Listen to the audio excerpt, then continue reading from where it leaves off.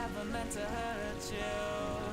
I didn't really mean the words I said. I said,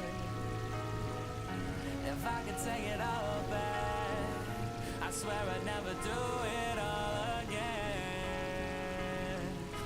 Again. 'Cause I need you by my side and I need you in my life. And if you hear this song, just know that I'll never find a better one. And everything was done out of love. So even when I'm gone, you're always in my heart. A shine down California sun, 'cause everything was done out of love. So even when I'm gone, you're always in my heart. Serenity.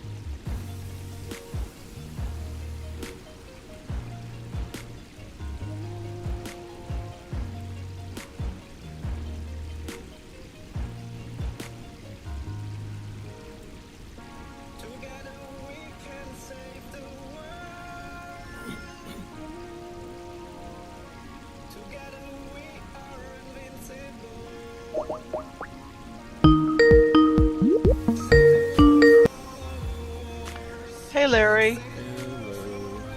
how How you doing? How's my volume? Fine,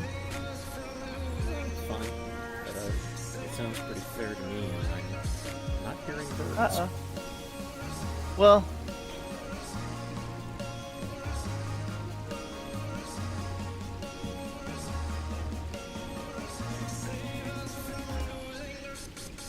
great. People were asking for my birds as soon as I linked in. Yep. Okay, I've got the volume turned up there.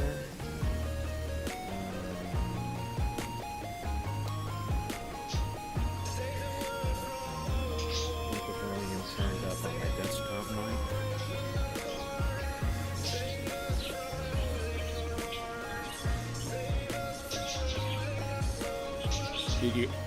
Did everyone say that my volume is low on my microphone?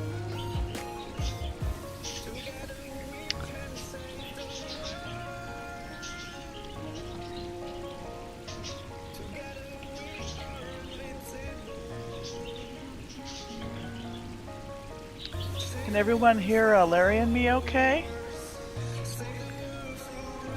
How's my volume, guys? I'll get back in just a moment. You're a little bit muffled, Larry.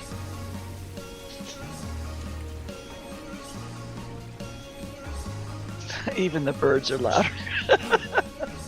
You're gonna have to start chirping.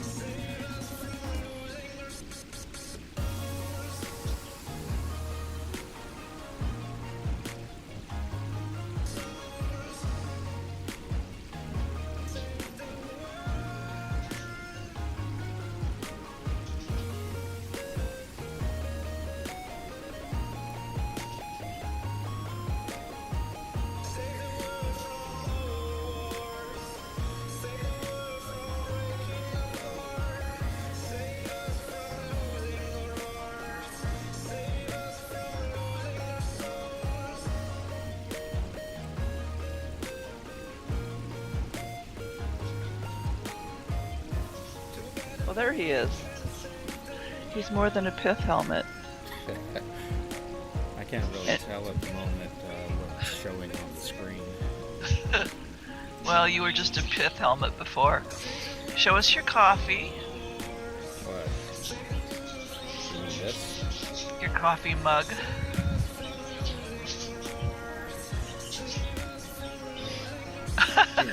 So I'm trying to show you the scale because, of course, if I move it up any closer, it looks like it's bigger than I am. But, Well, there you go. Here's the scale. Now that's a mug.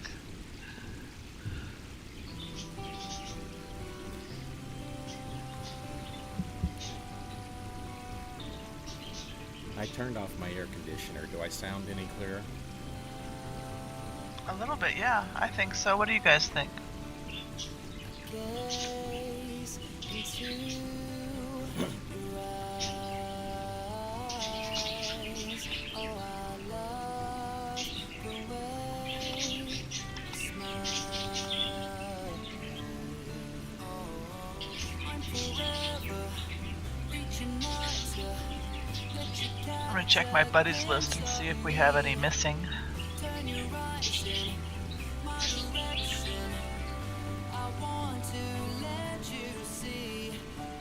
Oh yeah, that brings up a good point. If the in-game sound effects are too loud, you can go in F4 audio settings and turn down the first 3 sliders. The ones for music,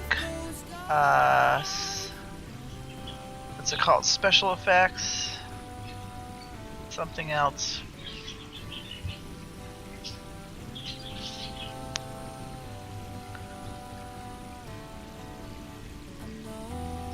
Sound FX, yeah, you can turn down sound FX, ambient sounds, and music.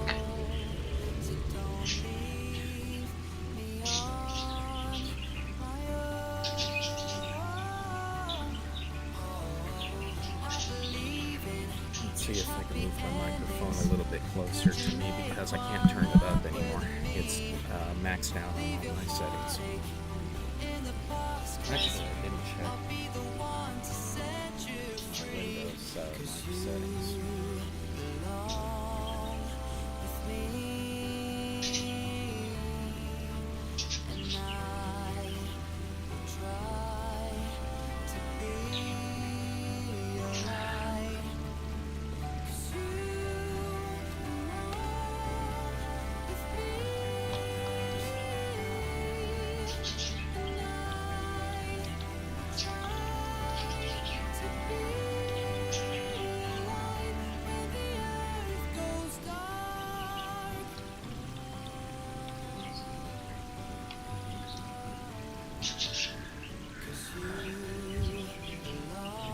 Let's see, how does this sound? They're saying you have your music playing. Yes.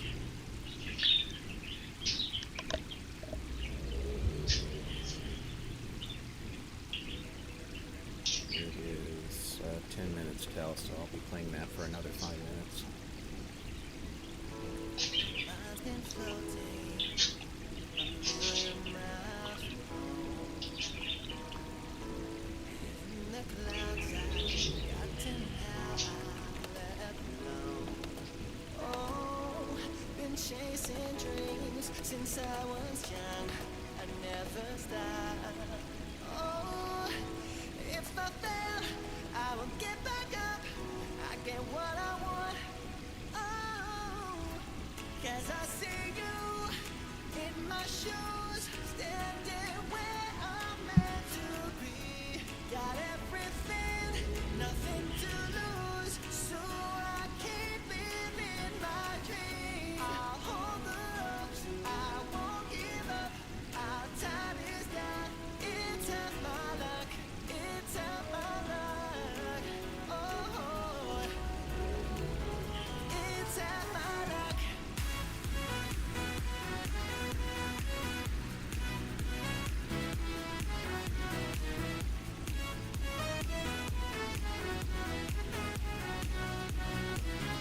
It's half my luck.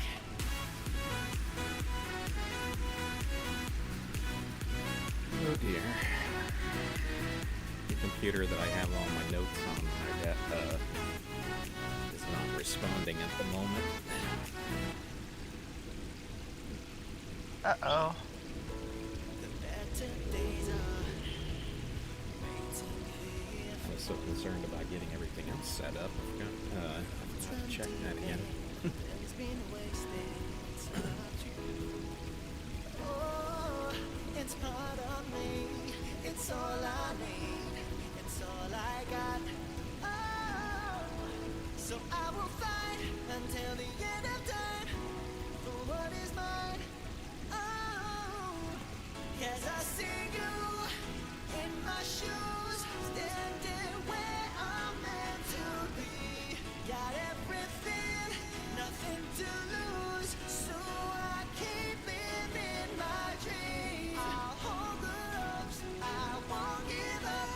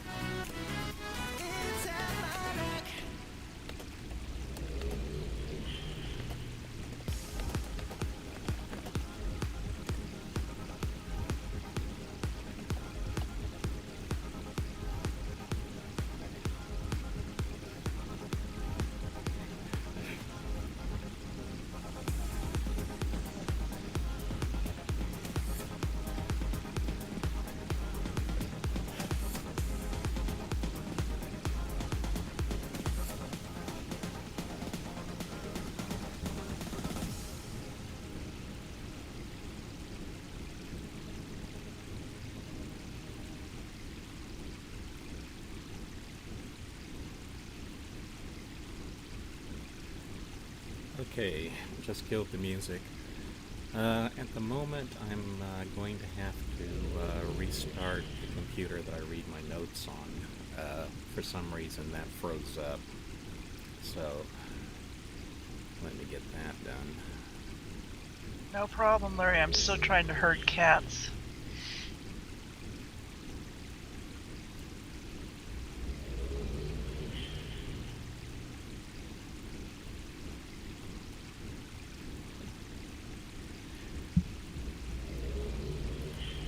But do tell Susan, inquiring minds want to know, why are we not hearing birds today? Well, they're just quiet at the moment. Well, mostly because I mute my mic most of the time. And they just happen to be quiet. Oh, There we go. there we go. There's some chirps.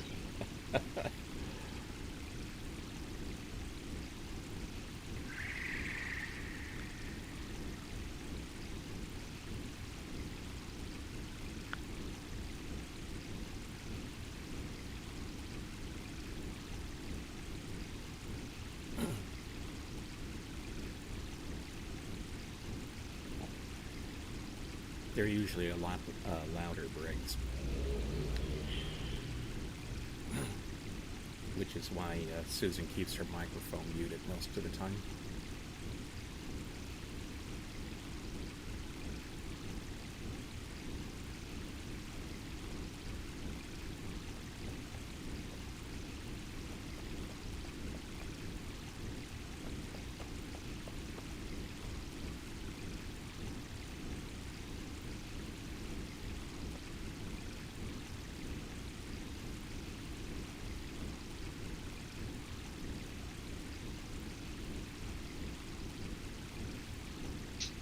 It is so nice to see so many new faces today.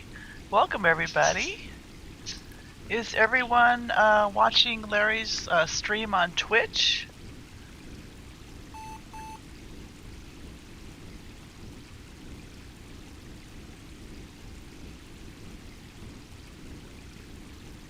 It's being broadcast on Twitch, Facebook, and YouTube.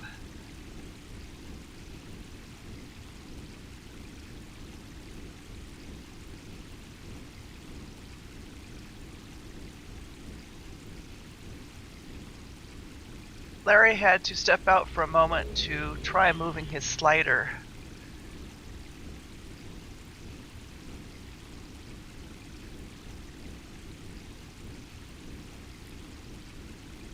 And now I wish I didn't have a audio clip on tap for Atris telling you to move the slider.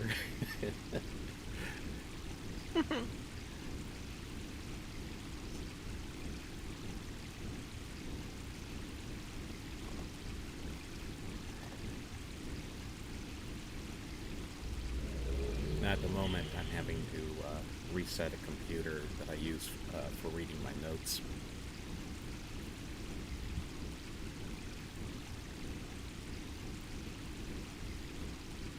No tour would be complete without a few technical glitches. It's part of the fun, part of the suspense. And speaking of part of the tour, it's about time for you to start giving your pre-tour spiel, isn't it? All right, let's get started. Welcome everyone to today's Cavern Tour. This is the 8th Cavern Tour this year. I see we have a lot of new faces. One thing I want to make sure is that each and every one of you has buddied Larry, me, and Marobot. Is there anyone here who does not have all three of us on their buddies lists and you need instructions?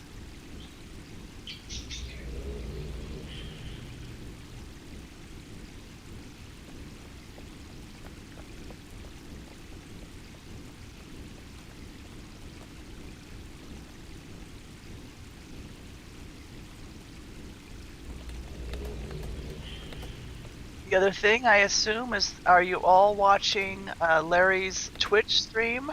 at twitch.tv/LWF58.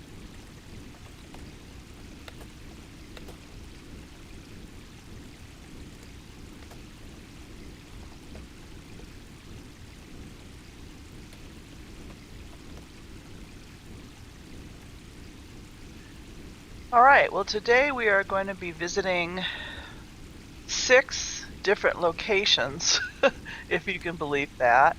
However, Mirfak, who operates Mirabot, is going to be providing some special effects today to warp us around from location to location, so don't panic.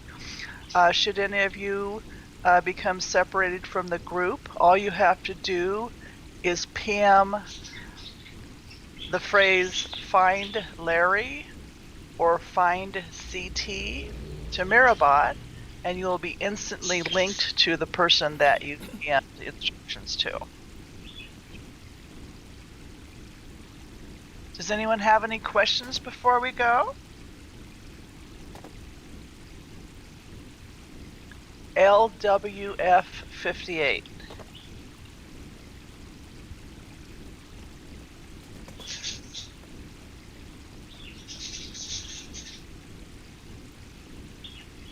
Anybody have any questions?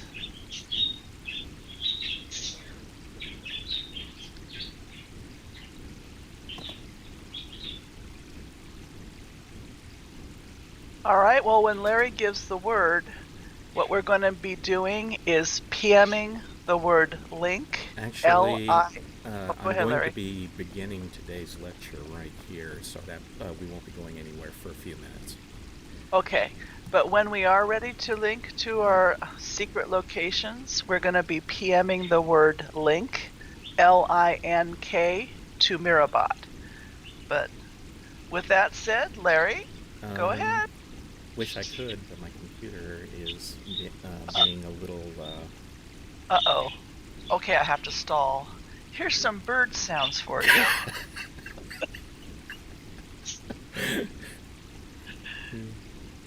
And they're saying you're too quiet still, but I think you're as loud as you're gonna be, right, Larry? Yeah, I can't think of anything else I could turn up to make my microphone any louder. And it's showing that the sound output is decent in my broadcast software.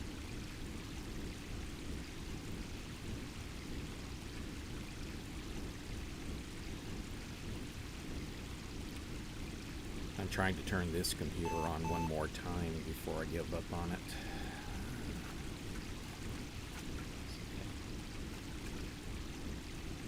I have no idea why it's misbehaving. There's no reason for it.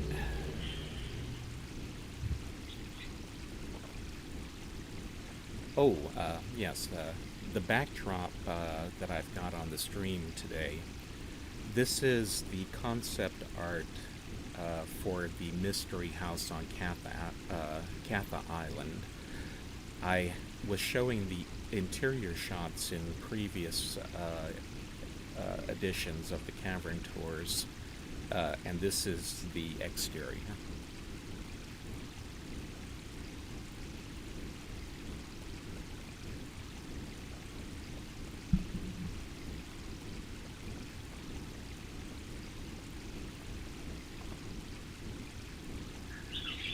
There is one useful feature about Twitch, which is where if you create an account, you can sign up for notifications when Larry goes live, email notifications. Signing up for accounts is free, unless you choose to pay.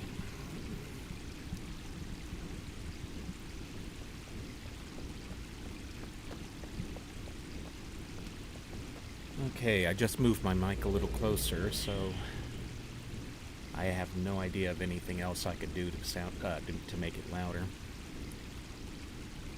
because I've got the volume cranked all the way up. Pretend you're Atris at the end of Riven.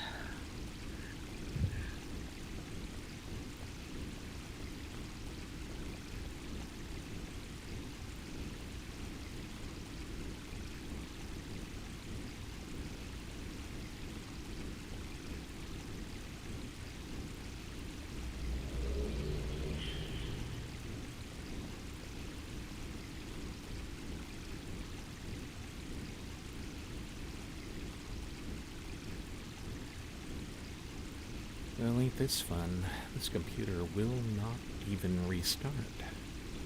It's just Are you saying, gonna yeah. Are you gonna be switching your screen to the hood at some point? Actually, that probably wouldn't be a bad idea, would it? Let's see, where's my cursor? Here we go. Everybody say cheese. He's gonna put on his Larry cam. Did y'all brush your teeth today?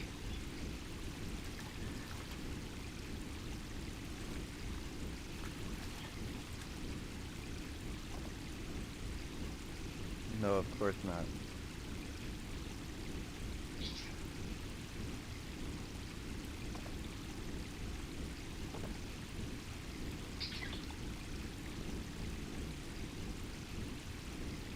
There we go.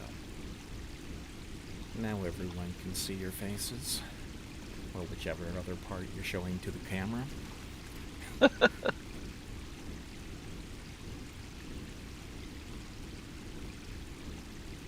Don't worry, I brushed my teeth.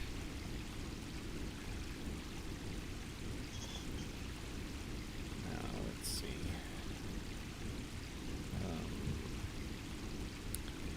Yeah, that computer is not even restarting.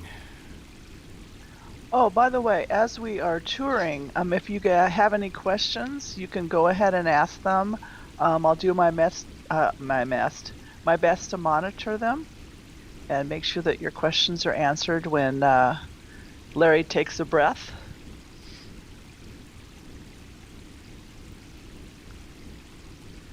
Is Mirfak here in the hood yet? He just buddied. He's over. I don't know if he's on there, but he is on Twitch. Oh, he's in his Relto. Mirfak is the owner-operator of Mirobot. I just realized how awful my mic sounds in game when I said about the brushing teeth thing. Yeah, I know what you mean. Larry, do we try to discourage the Moolah voice chat? Is there a reason for that? At this point, there's once the actual tour begins, we don't want anyone voice chatting. But for right now, since all we're doing is waiting for my computer to unscrew itself, there's no reason not to. And also, I'm perfectly prepared to answer questions anyone might Try the have dial on the right. in the meantime. A little more left. Try and move your slider. Does anyone have any questions for Larry? Other than when will this bloody thing get started? Yeah. Should I tell him where we're going or leave it a surprise? How are you doing today, Larry? Evidently not so well. My computer restarted, or started up, and then after I got all my notes loaded, it decided to crash, and I can't get it back yet.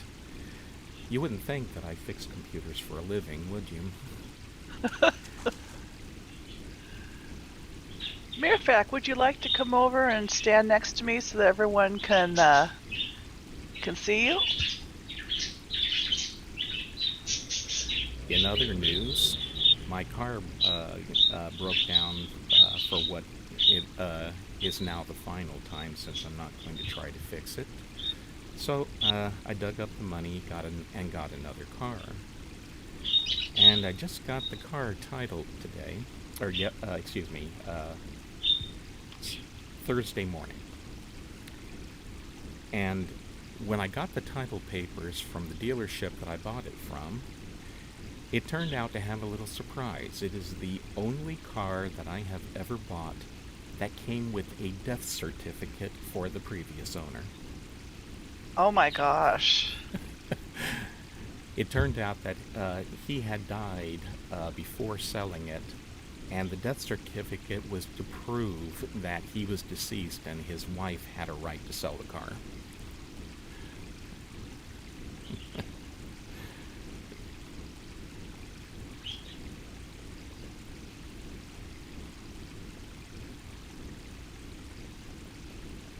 Crazy stuff, man. Sounds like a good deal. Okay. This computer is officially messed up, and I'm going to have to take it into my shop. But in the meantime,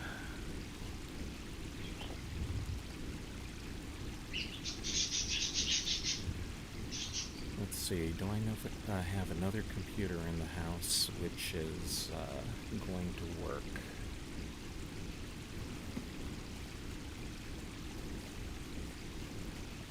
Hang on, folks.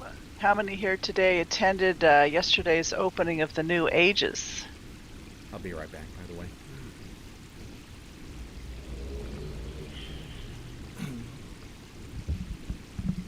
I didn't make it to the opening, but I managed to see Rand. Cool.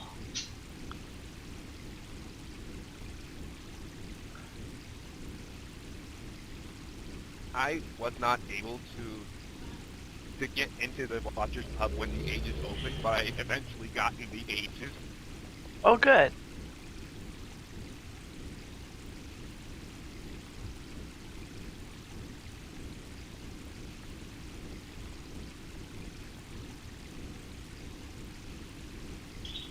I figure being stuck at work, I was probably better off since people were having such a hard time getting in.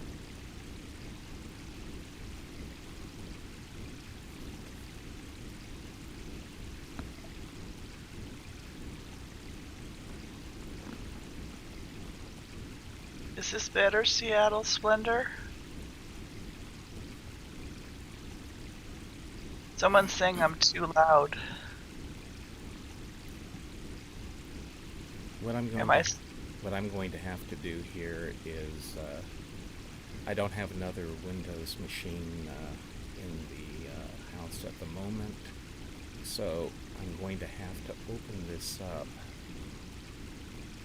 on my main machine and just try and juggle the windows. So this is going to be awkward, but at least we can get started. How does someone Windows fix 10. hearing our voice chat twice?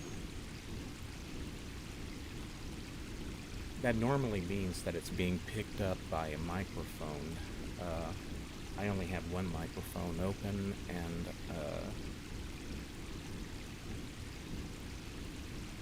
if they're hearing it through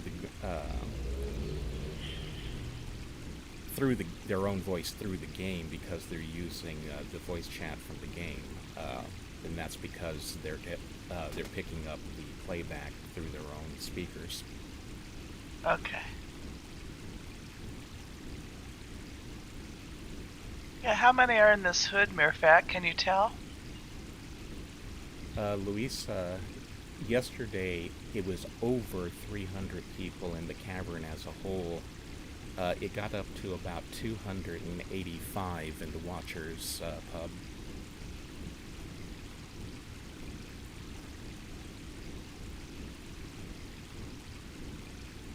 Okay, I'm on the browser. Oh, That's what I looked the at. Watchers it was bad yesterday. It was like Lag Simulator 2000. Okay, let's see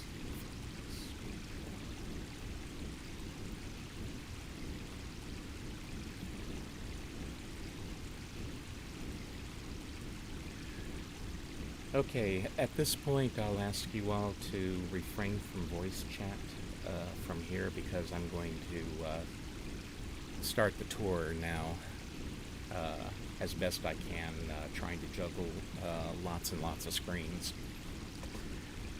Today, we're going to be talking about the Denis guilds. The guilds were the major economic and social engines of Denis society from day one. It was a system that was inherited from their Rhone ancestors, who had also had a king, but all of the economic and social institutions were guilds. Memberships in the major guilds were usually restricted to the rich and the noble, but it was possible for both men and women to join minor guilds after completing 15 years of primary education. Male children of members of the major guilds were automatically granted entrance. Those children were taken from their families and inducted into the guild at the age of 4, and were schooled by the guild. Female children were not eligible for membership in the major guilds, although they could join a minor guild after the normal 15-year education. There were 18 major guilds established after Denis was founded, based on the guild structure of Rhone. The Guild of Writers was the most prestigious of the guilds because the ability to create ages was thought as both a great privilege and an equally great responsibility. Guild laws and organization helped ensure that all the writers were trained to follow the rules thought necessary to write ages that were both stable and safe. When the Denis moved to the Cavern, setting up the Guild of Writers was one of their first priorities, even before the construction of the Temple of Yavo. And it came second only to the building of the Great Zero. The Guild's buildings were completed in the 8th year of the Denis era, which would have been about 7649 BC. The opening of the Guild was a cause for celebration. Forever after the anniversary of the opening of the Writers' Guild Hall was a day of note on the Denis calendar.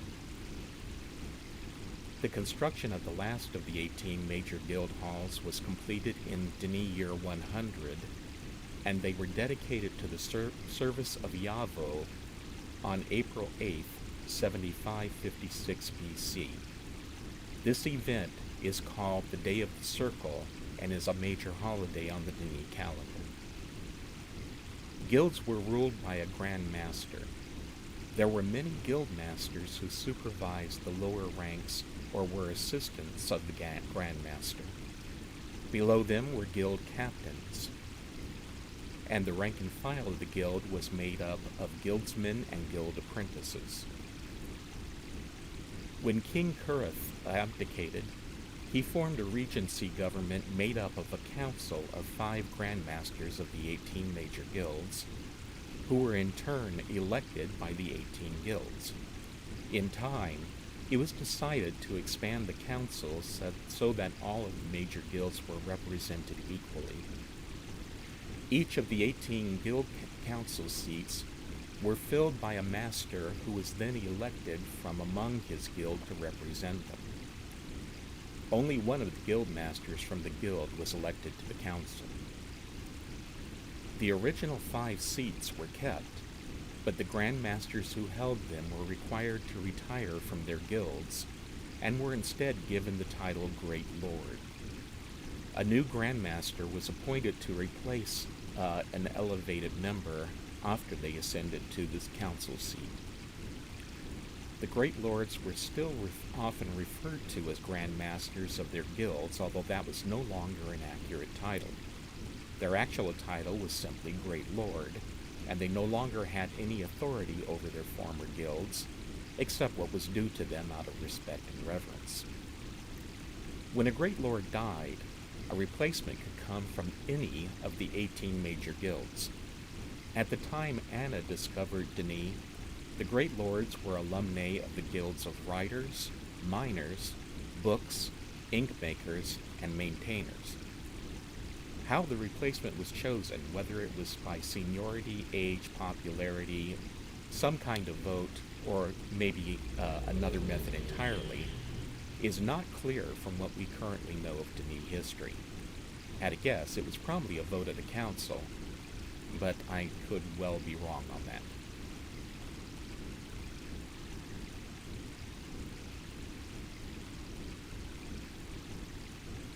Some of the most significant events in guild history came in Dini year 1124 when King Mararon decreed a number of major revisions to the education system. Common schools of the various residential districts were administered by the Guild of Educators, which was a minor guild.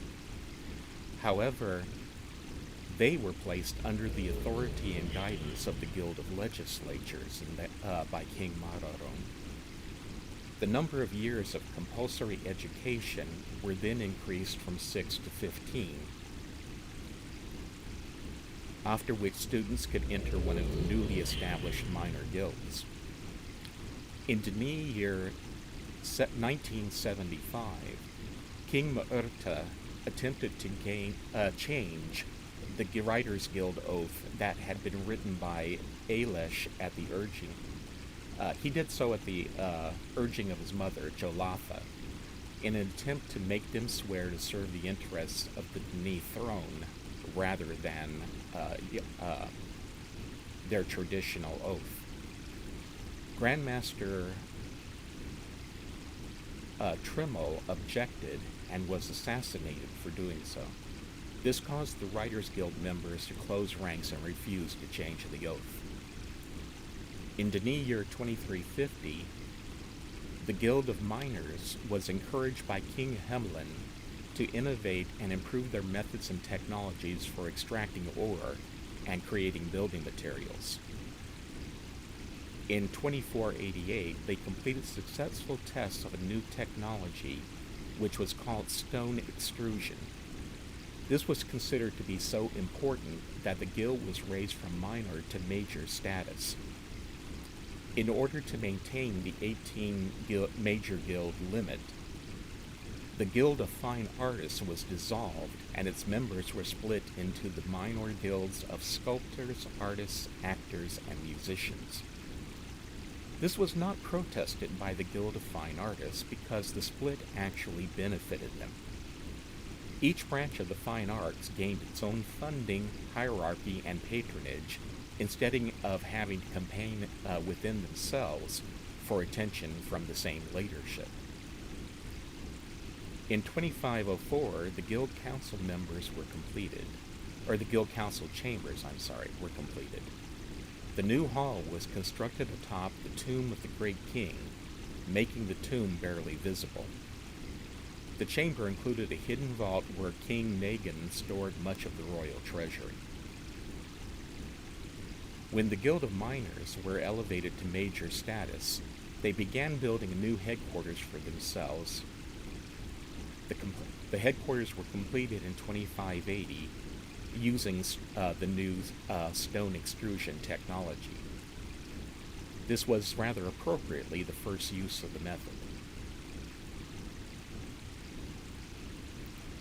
In 2916, the Mechanist Guild expanded on the work of the miners and developed industrial extrusion. This was a refined technology that led to improved construction methods such as unistructural buildings, a technique in which large stone expanses were joined seamlessly. It was in Dini year 3500 that women were made eligible for minor guild educations for the first time in Dini or Rhone history.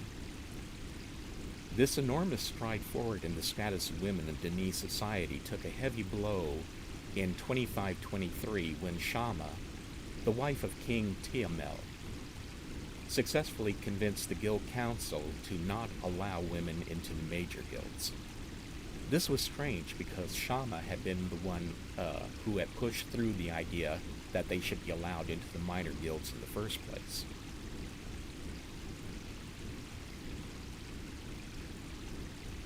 In 3961, the Minor Guild of Illusionists was established. However, they were a front for Reliema, which means the unseen. Reliema was a secret state police agency, and the Illusionist Guild was used as its cover.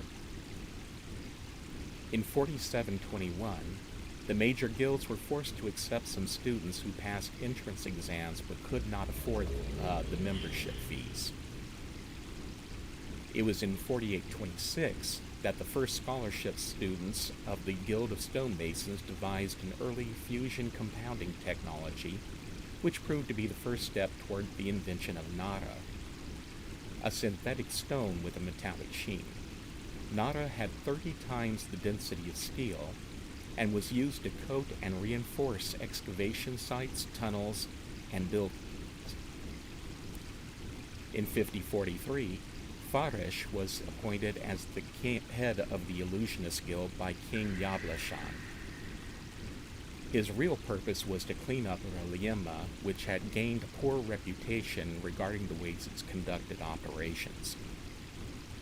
Faresh began construction of a mansion of illusions on Katha Island, which came to be known as the Mystery House, and which also became the headquarters of Reliema. In 5336, Durathini was first produced in a lab by the Guild of Stonemasons. Durathini was a lightweight stone product that was molecularly altered for strength, and which is another step on the path to the creation of nara. It was in 5307 that nara, the hardest of all Denise stones, was produced in the lab by the Guild of Stonemasons and miners as a cooperative effort. Later, Durathini was adopted and used by the Maintainers Guild to construct improved body armor and environmental suits. This meant that riders could be more experimental with their ages since maintainers were better protected. Durathini was used to completely cover heavy environmental armor for the first men to enter a new age, and was also used to make their helmets and armor plates on their normal working suits. And finally, in 6970, construction began on a new guild council hall further burying the tomb of the Great King. This was the last event, a major event in the history of the guilds before the fall of Denis. Okay, do we have any questions about anything that's been covered up till now?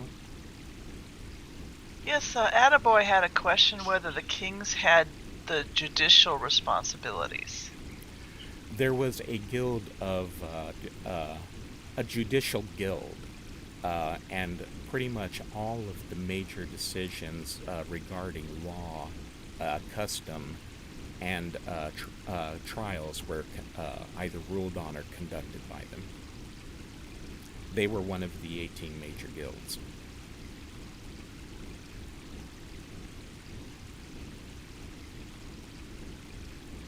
Does anyone else have any questions for Larry?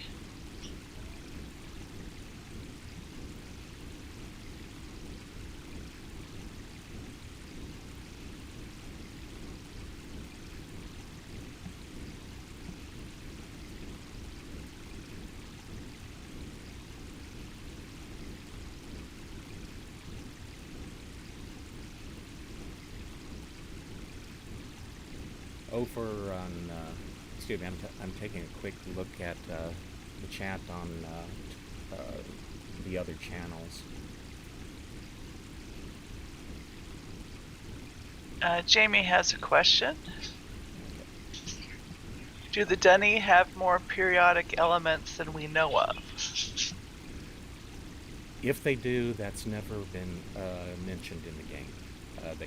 There's nothing written about them. I'm going to adjust my audio settings. That's just been, and turn off the sound effects and the ambient sounds. That's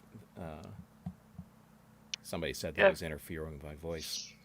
Yeah, if anyone can take a look at everyone can take a look at Twitch. This is how you turn down the in-game sounds.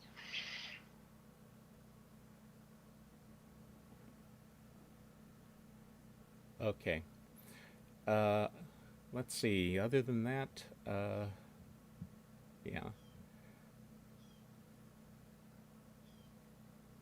Okay, do we have any other questions?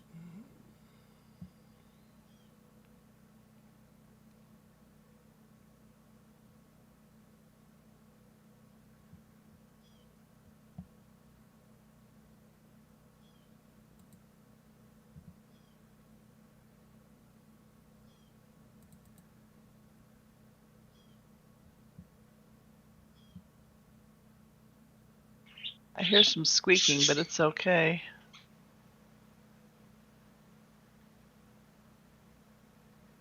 That's my joints. I'm an old guy.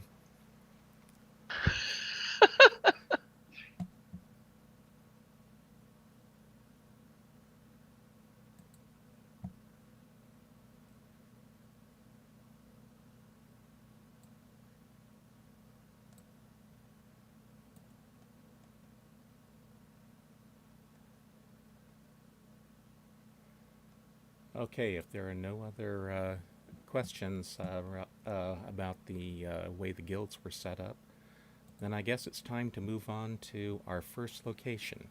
Today we are going to be visiting all of the guild pubs in order to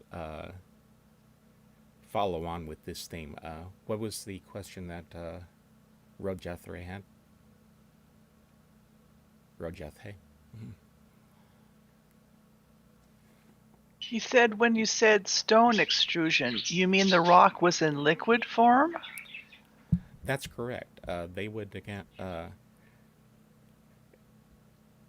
It's not mentioned that it was melted rock, but they managed to liquefy it somehow and pour it into molds where it would re-solidify. Using that, they can make buildings that were pretty much seamless, which is why, for instance, if you go alongside the Denis buildings on Agra Island, you'll see that they look pretty much like one monolithic carving.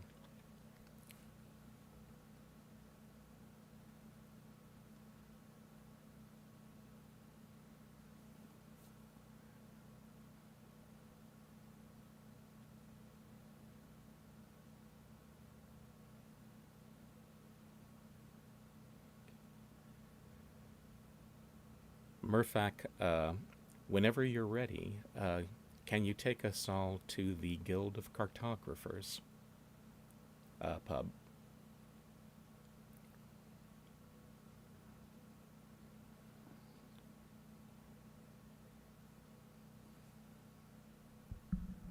I want to reassure everyone, when we finally get to the Watchers pub, we will not be going to the public pub. We'll be going to Mirabat's instance of the pub.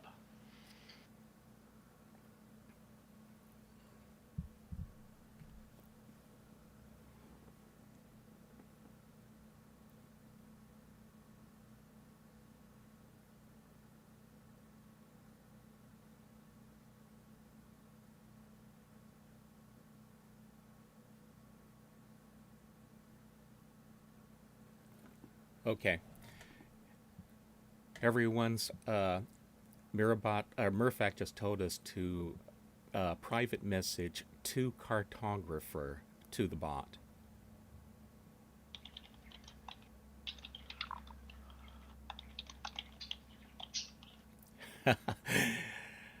No, I've covered all the thing about the 18 major guilds that I'm going to, Zeke. Just 5 to go.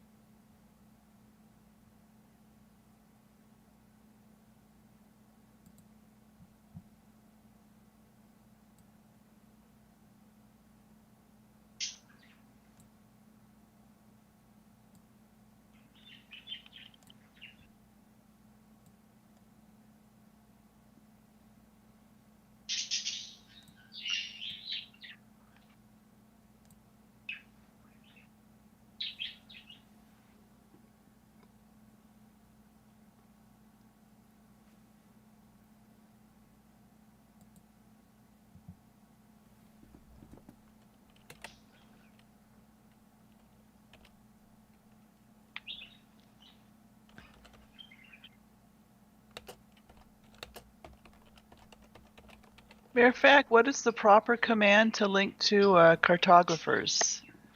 Is it to MB cartographer? No, he doesn't have one. It's just 2 cartographers with They're an S saying on the that's end. not working. Then they're probably misspelling it, because I'm here. Oh, cartographers with an S. Correct. It's because we were told to use the singular cartographer in its plural.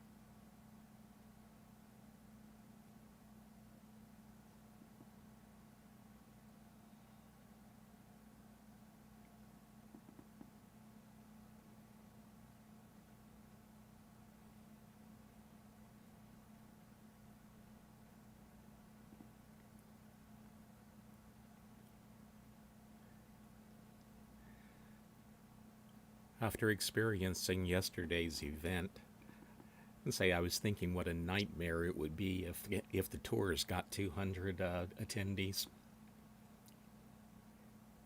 Oh dear.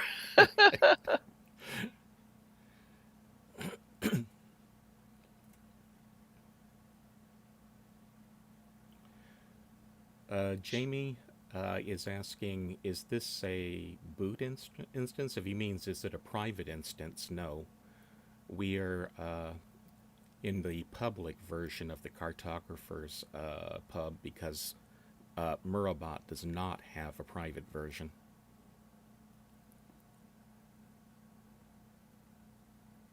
There's 3 here in the hood. I gotta herd these cats.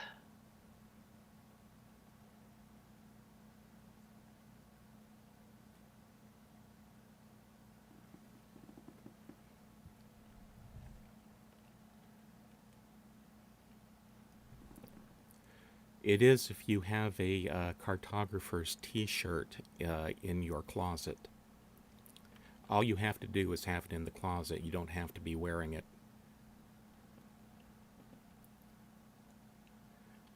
Spatial K, to get here, normally you would go to Corel, get the t-shirt for the cartographers off of the table there, and then keep it in your closet. And then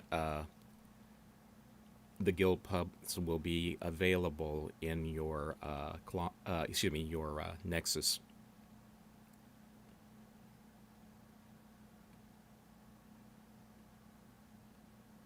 There's a t-shirt for all 5 of the guild pubs.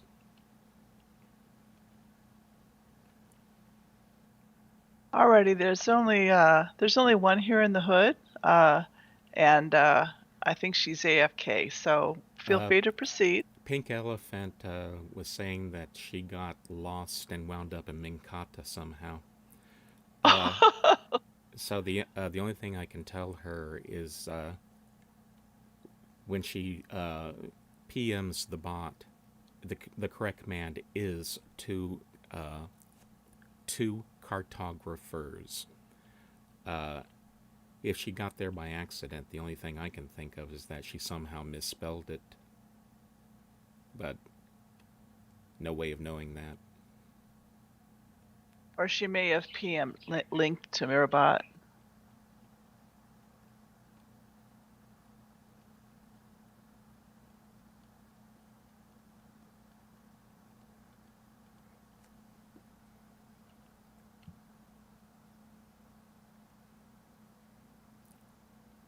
Okay, yeah, you have to tell the bot 2 cartographers. If you tell it link, it's going to take, or meet, it will take you to where it is.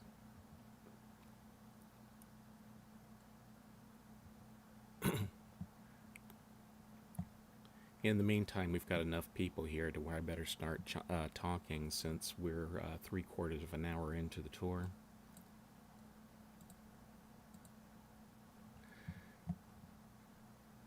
The Denis cartographers were a major guild whose job was to create maps of new ages, as well as to maintain the maps on a consistent basis.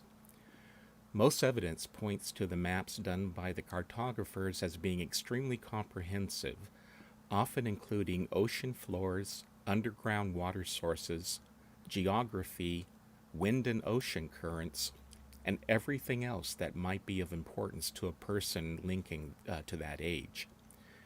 Because of the importance of their job, the cartographers were often part of the first wave of Denis explorers to enter a new age after it had been deemed safe by the Guild of Maintainers.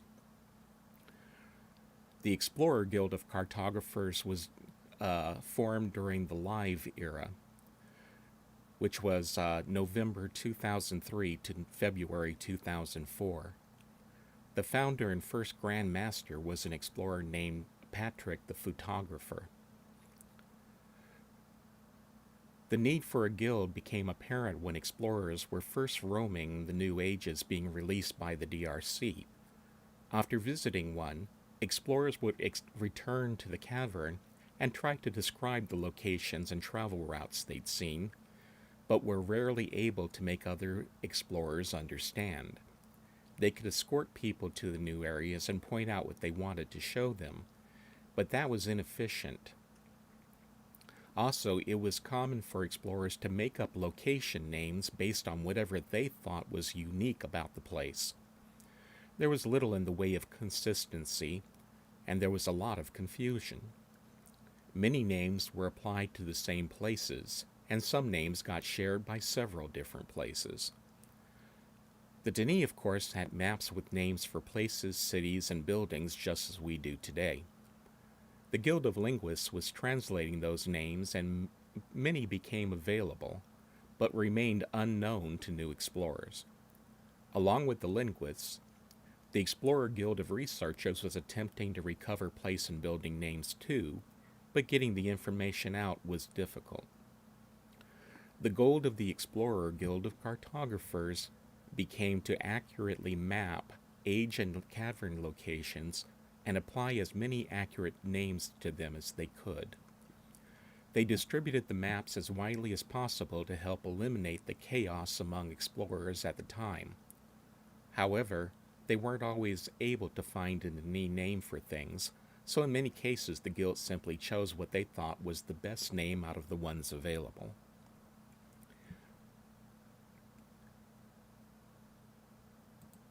And I was about to point out the features of this particular pub, but somebody's already beat me to it. However, the pub is done up primarily in the guild colors. Each one of the major and minor guilds of Denis had a color scheme that they would wear on official robes when they were dressing up. You will also see in here on the walls and various other locations the monogram or crest of the Guild of Cartographers. This one is actually for the Fan Guild, although I'm not sure if it was also used by the Guild of Cartographers of Denis. In each of the guild pubs, the ring that I'm standing in front of, which here is a copy of the map that you find in the Great Zero. But each one of the pubs has its own distinctive floor pattern, and that's something you'll want to see when you go to other pubs and look around.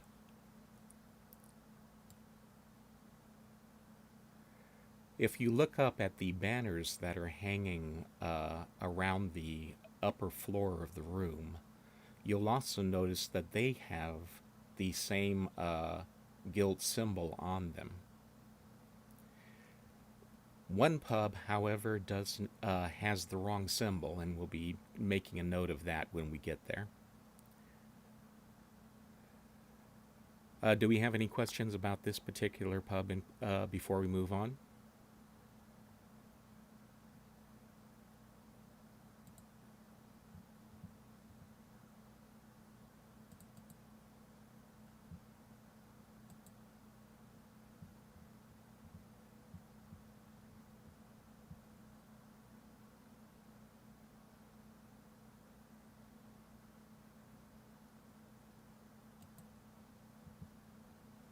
Okay, I'm not seeing any questions.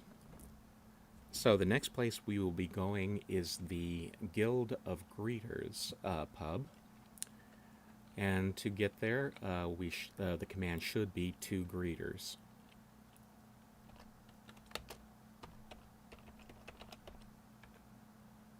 And it is.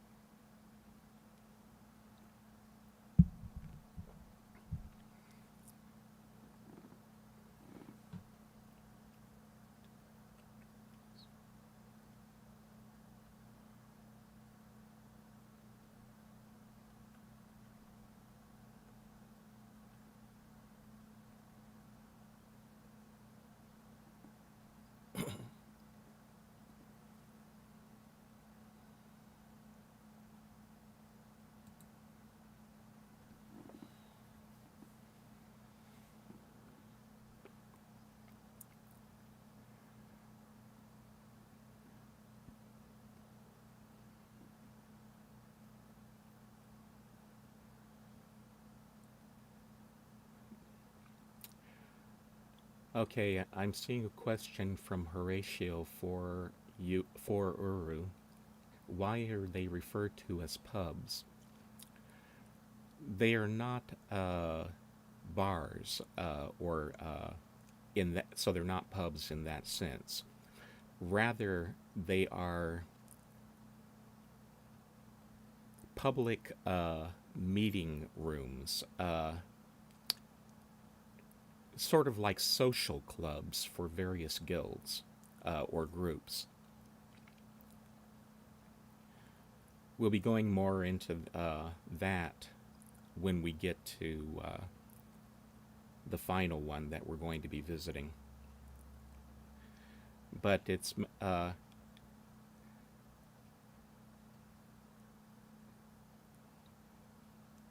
another word that might be used for this is it's a clubhouse, in a way of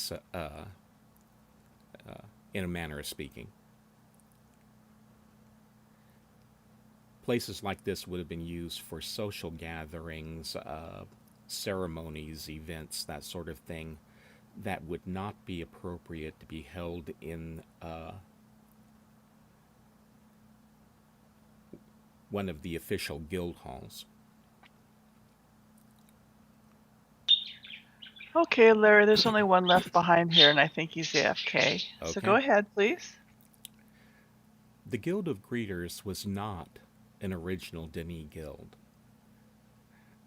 The Guild of Greeters, rather, was an explorerist support group that was formed in 2003 by Ron Miners, who is the Myst community manager for Ubisoft. He created a set of guidelines for the group which were approved by Ubisoft and Cyan Worlds before he recruited an explorer named Chijara to lead it. The goal of the group was to provide new players with help by welcoming them to the cavern and answering any questions they had. Greeters were identified by a special T-shirt with the Helping Hands logo, and they wore that T-shirt on duty.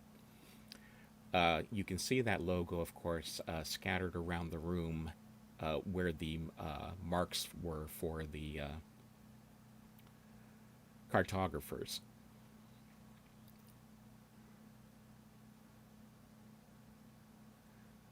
The greeters stood regular shifts in the Guild of Greeters neighborhood and wandered around to other locations such as new neighborhoods where beginners might be found.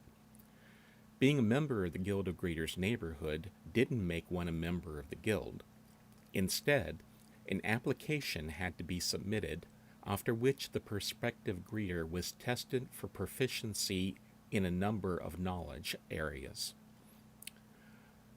After the 2007 closing of the cavern, most of the active greeters moved on to other hobbies or games, and the guild leadership lost interest in maintaining the guild or inducting new members. When the cavern reopened in 2010, the apathy remained. A few of the old members came back on their own and remained for various lengths of time, But the organization was never revived, and new applicants didn't get replies if they asked to join. So while in theory the Guild of Greeters still exists, it's functionally dead because the leaders never passed on control of it to new members. Since 2010, several attempts were made to form explorer groups to fill the function of the greeters. All of them failed mainly because none of them would-be greeters were willing to stand regular shifts in the way the original guild members did, and so were rarely around when new explorers needed them. Inevitably, the members of those groups lost interest and stopped trying. These days, there are no active groups filling the greeting role in the cavern.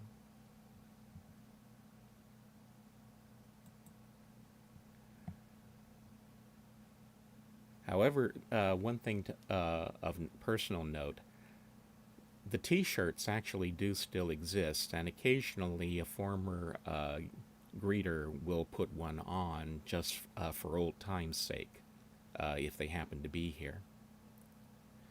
But getting hold of them is now pretty much an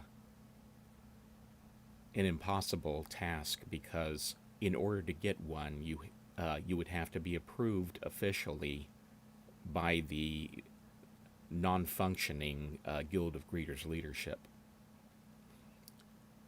Any questions about this place?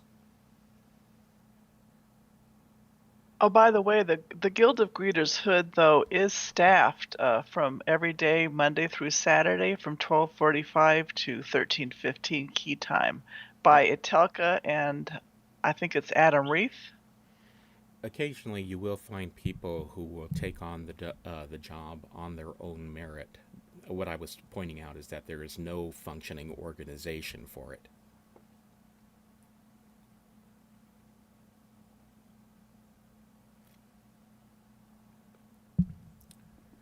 Say one of the first things that I did when I came to the cavern was to stand shifts in the evenings, which I did for several years until I moved on to other projects.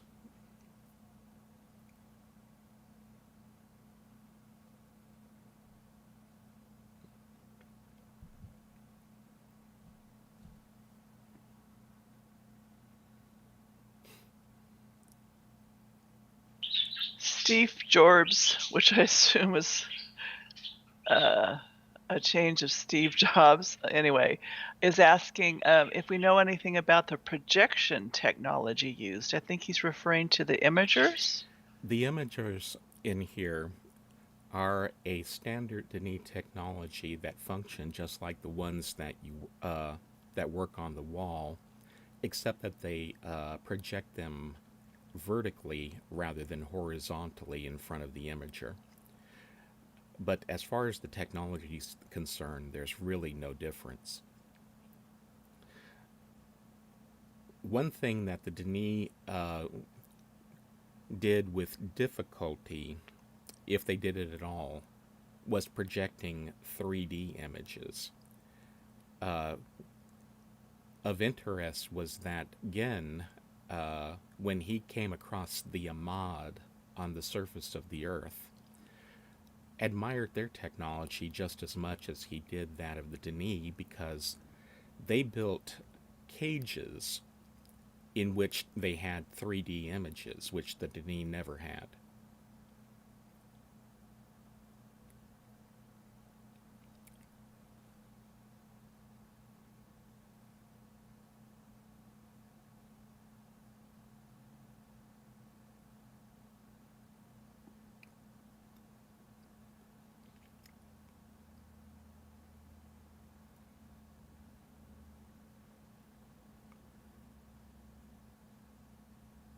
Okay, no other Are there questions? any? I was about to ask if there's no other questions. Well, Rose said one more thing, ... and then he didn't say anything. Hmm.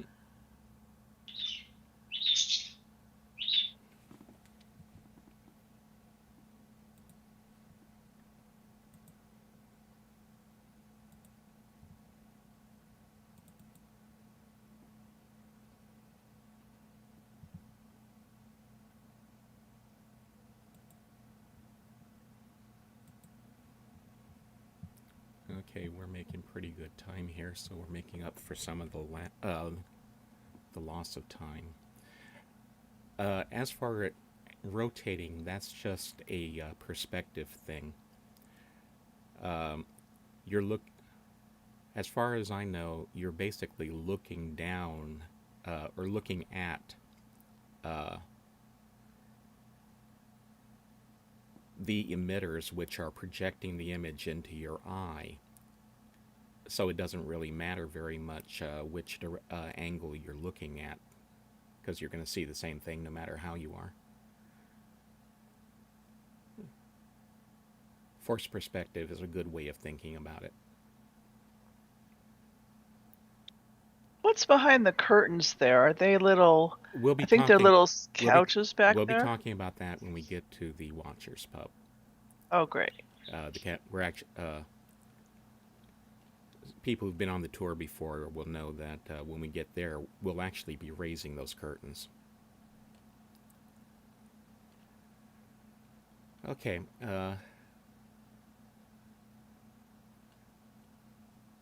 Oh, my game just crashed, so I'm going to have to restart it.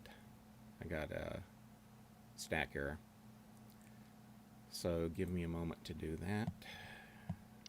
Can I go ahead and have everyone go to the next pub? You don't know what the next pub is. I know, that's what I'm asking. Hey, you know what? I'm the one who scheduled these tours. How dare you not tell me where we're going? Just kidding. You told me where we were going. I decide the order. Okay, all right. You're the boss. You've got the pilf helmet. Well, I have one too. Okay, your coffee's bigger than mine. If you were another guy, I'd be objecting about right now. Oh dear.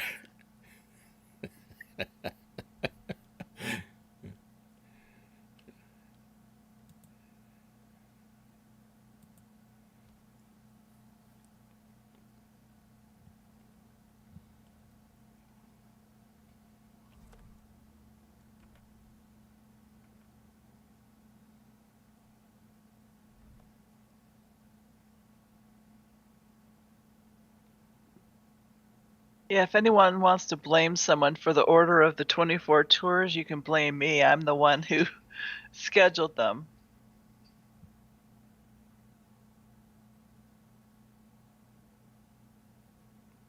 Just to let everyone know, if you don't know this, Larry and I talk to each other via Skype, and then Larry streams his Skype through Twitch, and then also YouTube and Facebook. So he's sort of like the Wizard of Oz with the control panel. Just don't pay any attention to the guy behind the curtain. Exactly. Okay.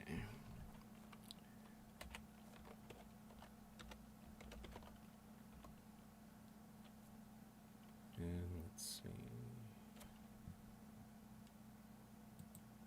Attaboy's asking if you use OBS. What Yes, what I is do. that?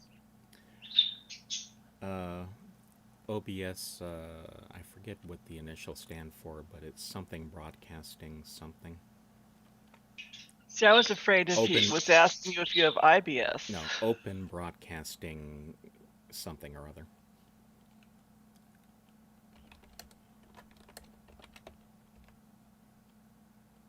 They want to know if you're playing in the 16:9 ratio. Now we're getting technical.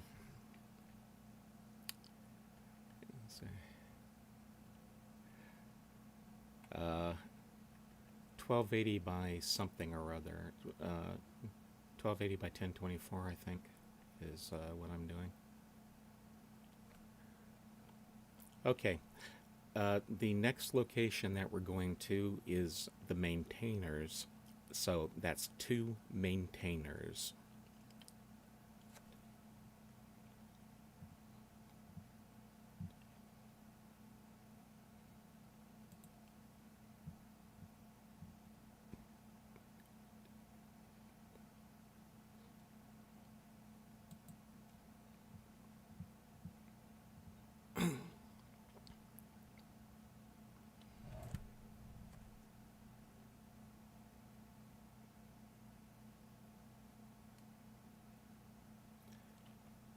The way I do this, actually, to get it out to all three locations, is that okay. Open Broadcaster software is OBS. Um, I use OPS to originate the stream, and then I use a service called Restream.io in order to send it to Twitch, Facebook, and YouTube simultaneously. It also allows me to see, if not reply, to chat from, I believe, all three of those locations.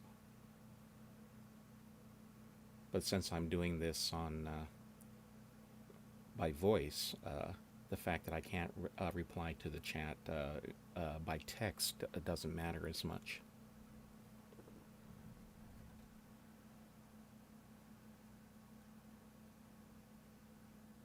All right, there's only 2 left here. I think they may be AFK, so please feel free to continue. Okay. The Maintainers were the second most important guild in Denis. They were the police for everything that dealt with writing of or the use of books. A book could not be used before it got approval from the Maintainers, and no one considered a link safe until it received maintainer approval. When A New Age was written, and after it had been reviewed by the masters of the Guild of Writers, it was turned over to the maintainers for inspection. The maintainers would read the book thoroughly to find any possible errors that might have been missed by the writers. If it passed that inspection, then preparations were made to use the linking panel for the first time. The first maintainer to use the book would be in special armor, which completely enclosed his body and was extremely heavy. This armor, as I mentioned earlier, was constructed of a special stone called Darathini. The armor contained a fail-safe method of automatically returning to Denis. During the time that the maintainer would be in the age was pre-selected, and during that time, sensors in the suit would gather data about the atmosphere, temperature, sunlight, and visible plants and animals around it. The maintainer himself would make mental notes about what he could see and experience. If for some reason the maintainer was unable to link himself out, there was a linking book back to the Guild of Maintainers into a sealed room, which lay directly under his fingertips, and a membrane separated his fingers from that book, but it would dissolve over time until his fingers finally contacted the linking panel on the book. And that's how he got back. He could, of course, tear the membrane away beforehand if for some reason he thought it was unsafe and he wanted to return before the time period expired. If the age was thought to be safe for further examination, teams from several guilds would be gathered for the first wave of exploration. These teams included members from the guilds of healers, surveyors, cartographers, and of course they would contain more maintainers. These teams would perform an in-depth exploration to determine if the age was safe, to establish the Denis coordinate system there, and to map the area around the link-in point. Only after it passed that inspection would the age be open for general use, although exploration might continue for some time afterward, depending on how much work needed to be done and how interesting the age might be. When Cyan Worlds proposed an Explorer Guild of Maintainers, the stated intent was to have a pool of explorers who would be the first people into every new age they released as beta testers. They would put the age through its paces for stability and functionality and report any bugs found. Once they'd done their work, the age would be marked as having maintainer approval before regular explorers would be permitted to use the age. However, as far as I know, that never actually happened. The Explorer Guild of Maintainers was formed and completed elections for several leadership positions at the end of November 2007. The cavern closed in 2008, and in the summer of 2009, the leader of the guild stepped down officially and took on the role of moderators for their website forum. The Explorer maintainers offered their services as beta testers to the creators of fan ages at the Guild of Writers, but that ultimately led nowhere because the members of the Explorer Guild of Writers didn't see a need for them. At one point, other fans noted that there actually seemed to be open animosity involved. As a result, active membership in the Guild of Maintainers dwindled to the point that in 2011, a year after the cavern reopened, a poll for active members of the Guild of Maintainers got 2 responses. The Guild of Maintainers have a web address that is still valid, but the site is currently inaccessible, and the site administrators do not seem to have even noticed that it's down. The Guild has no official leadership.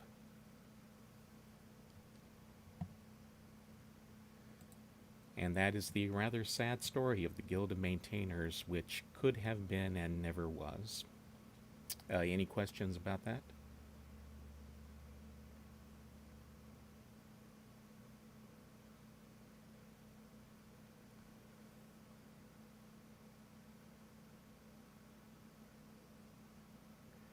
Yes, I have a question. Are we going to be seeing something related to the maintainers in Garrison? It's a maintainer age, so we're going to be seeing a lot related to them in the guild in that age. And there are certain objects in other ages as well related to the maintainers, right? That's correct. But that's a story for another day. Yes, which is why I was vague. The symbol of the Guild of Maintainers, by the way, is an eye overlooking an open book.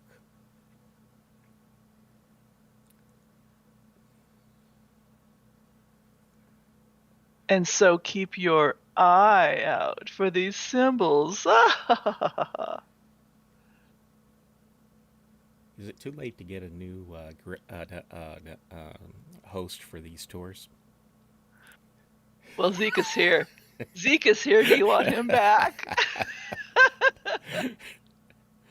By the way, Zeke365 was the original host for these tours. And these Cavern Tours, I believe, were his idea. There have been unofficial versions of the tours before then, but Zeke was the first one to actually organize something concrete. And the first tour host was Arterton, and the first gray hat technician for them was Stone. It was for their second year, I believe, that they actually invited me to come along. And somehow or other, I seem to have inherited the madhouse. I believe it was the third year that we began tours for a European audience and managed to trick Murfak into taking on the responsibility of being the Grey Hat. Say, I'm not too sure how he feels about it these days. Poor Murfak. Well, he's too good at what he does. Yeah, listen, Ericus has a question. If there's any significance to the images in each pub's imager. These are any member or any person who has a guild T-shirt can upload their own images into these imagers. So these were all put here by explorers.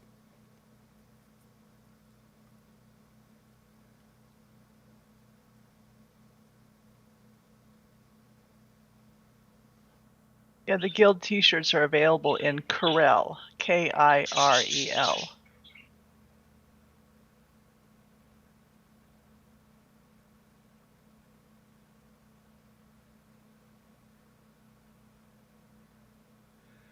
Stone and Arterton both are busy with other things and in their personal lives, apparently.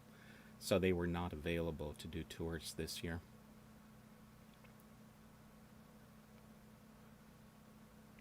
Attaboy, I think that's a different stone. Yeah,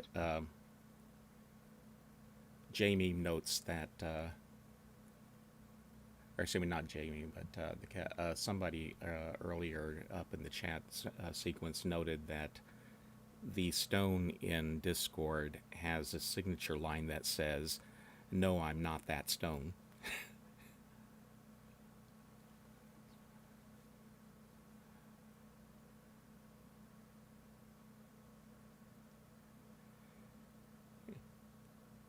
Every year we try to do something a little bit different with the tours, and I think I'm succeeding this time around with because I'm able to do all sorts of things with the stream that I couldn't do just with the game itself.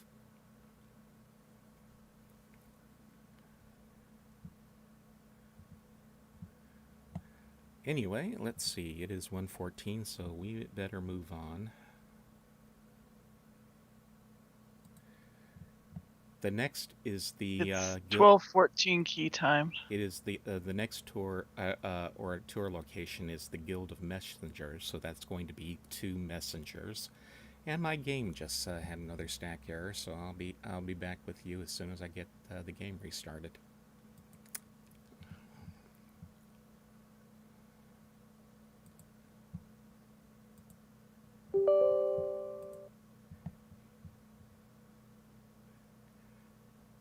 Back with you in body, that is. My voice shall haunt you forever.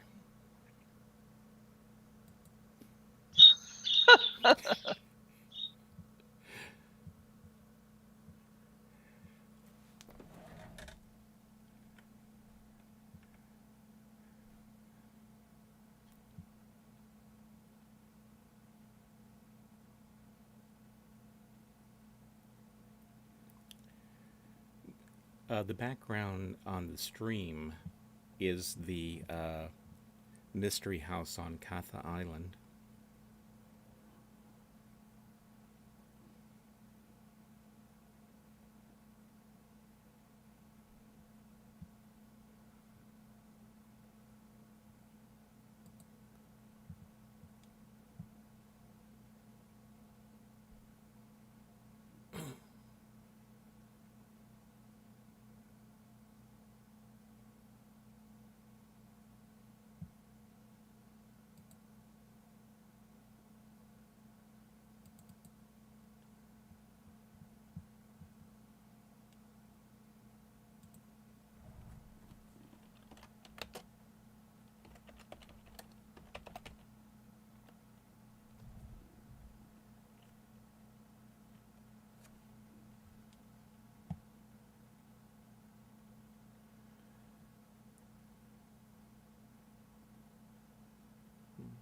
Alrighty, everyone's out except for me.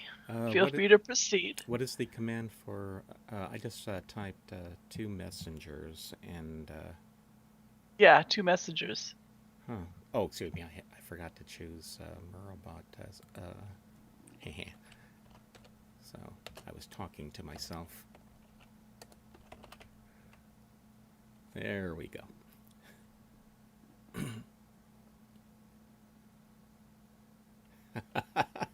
Somebody just said that my Relto imager has great shots.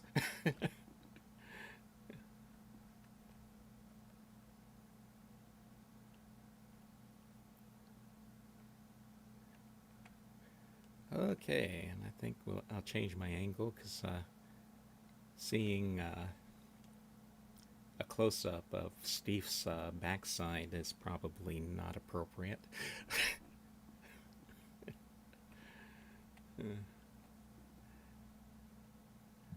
Okay. Welcome to the... And naturally he moves over so that he's back in shot. Thank you, Steve.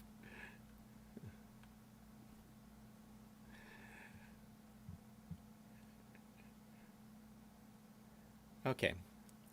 Welcome to the Messengers Pub. The Messengers actually have one of the longer stories for any fan group. The Denis Guild of Messengers were one of the 18 major guilds that dominated Denis society throughout its history, and from whom the ruling council was elected after the abdication of King Kurith. In other words, the Guild of Messengers had one of the first of the great lords. They managed all the Empire's communications, both government and civilian. Because the Empire spanned hundreds of ages, the task was a huge responsibility and not easily accomplished. As far as I know, there was no method to send voice communications across the ages, and although our key devices can send text and image files, they didn't have key devices until very late in Denis history, until just before the fall, as a matter of fact.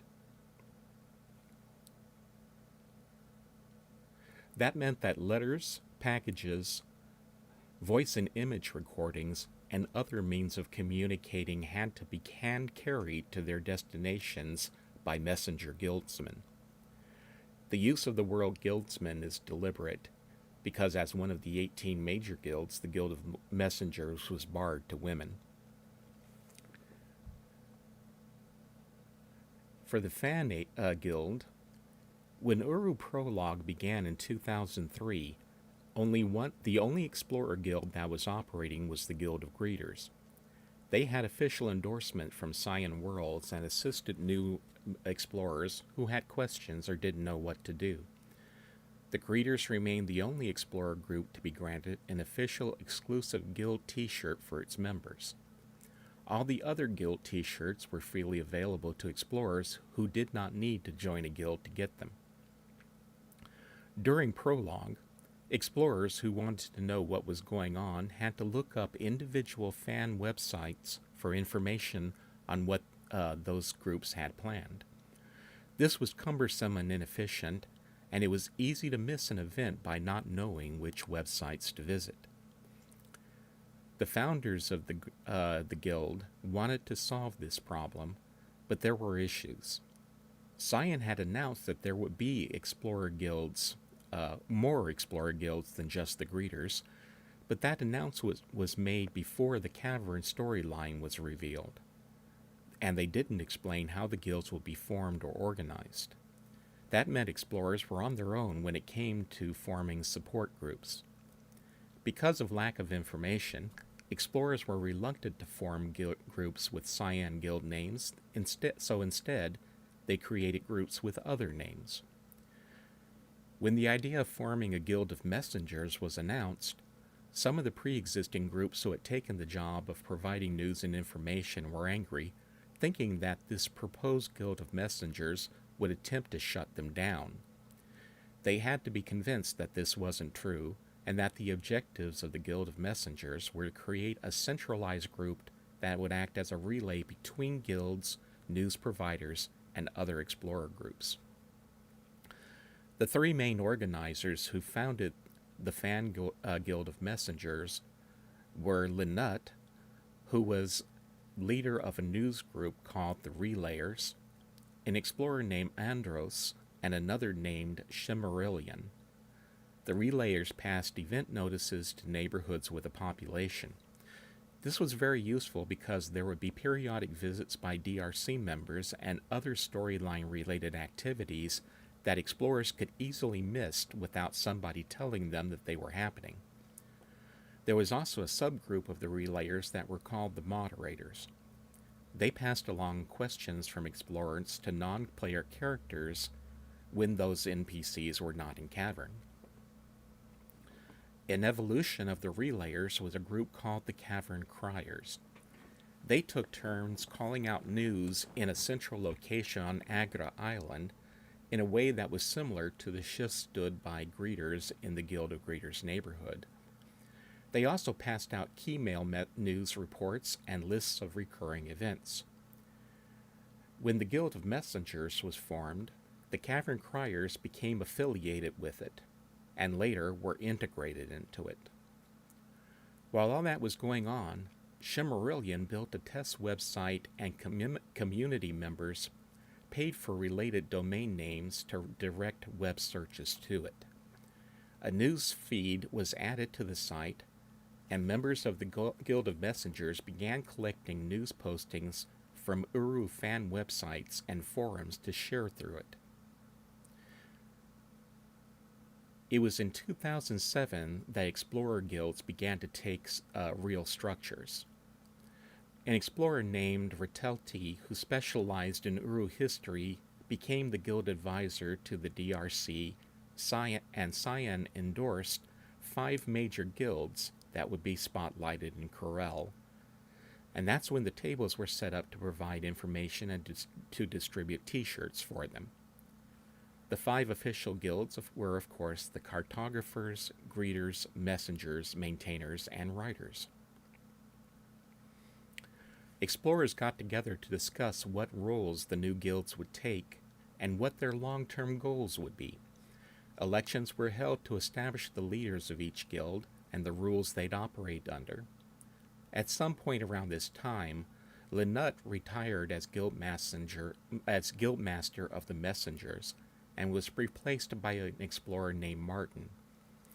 Thanks to knowing that they were now official, the roster of the active messengers grew rapidly, but it all came to a halt when GameTab announced that they were closing access to the cavern.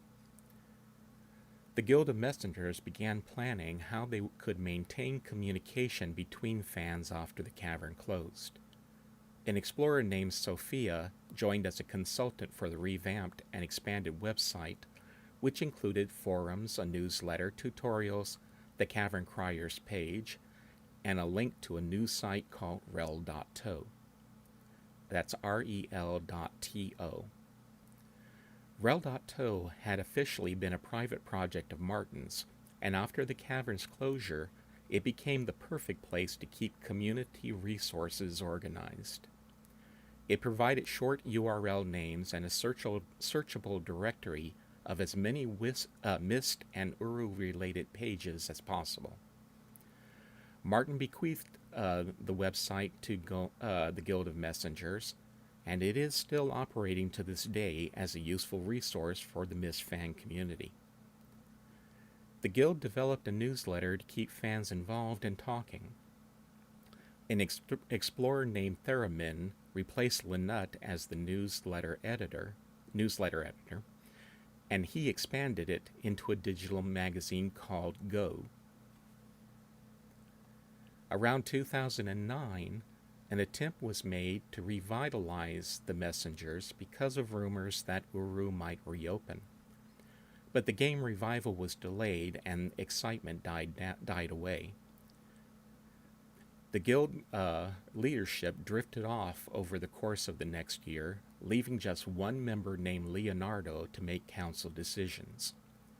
Production of the guild magazine was stopped, and the only service that was still active was the site newsfeed, which was maintained by an explorer named Zark.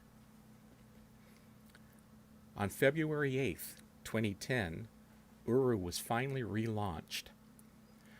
Explorer Andros came back to the guild to help recruit new members. The magazine was reinstated, and the Cavern Criers were also revived, but in a different form. In the reopened cavern, the only difference between Criers and normal messengers was how often they logged into the cavern and what they did there. Criers logged in often and ran a circuit of Tokata Courtyard and populated neighborhoods to distribute the keymail messages. The messengers only showed up to assist with specific products and events. In May of 2010, the first All Guilds meeting and fair was held. The fair didn't gather much interest and was discontinued, but the All Guilds meeting was successful and is still an ongoing regular event every month. The name is deceptive. The All Guilds meeting is a monthly gathering where groups or individuals announce new projects or events and give status reports on old ones. It's open to anyone who wants to attend and anyone who wants to make an announcement. Around August of 2010, Lunan became the chief editor of the Guild magazine, and the name was changed from Go to its current name, the Cavern Post. As of today, the Guild of Messengers is still operating in a reduced capacity. They maintain their websites and a Facebook page, and the criers still operate in the cavern when explorers are present. In November 2015, Dubes retired from moderating the All Guild meeting and handed the job over to Koravev, who'd been translating the Gomi website into Italian. In January of 2017, the Gomi website and domain name was lost, and they still haven't reclaimed that domain.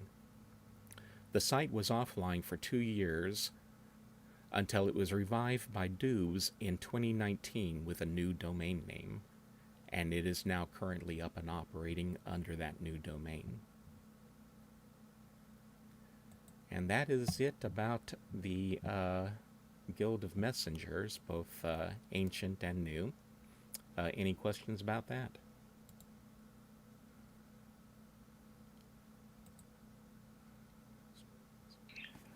Yeah, Dubes was here yesterday using his real name.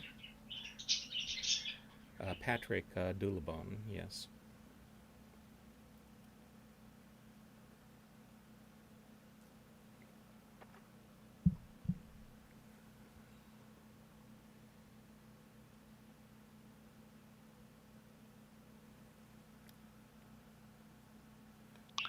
Does everyone know how to visit these pubs using the t-shirts in Corel?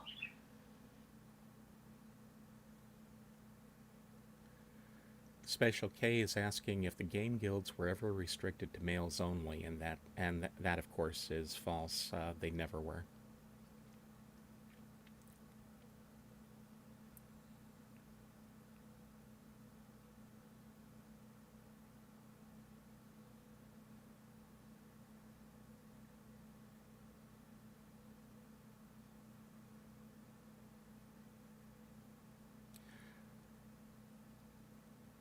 We are in the fan guild pubs. These pubs were established as instances of the Watchers pub, specifically for the 5 fan guilds.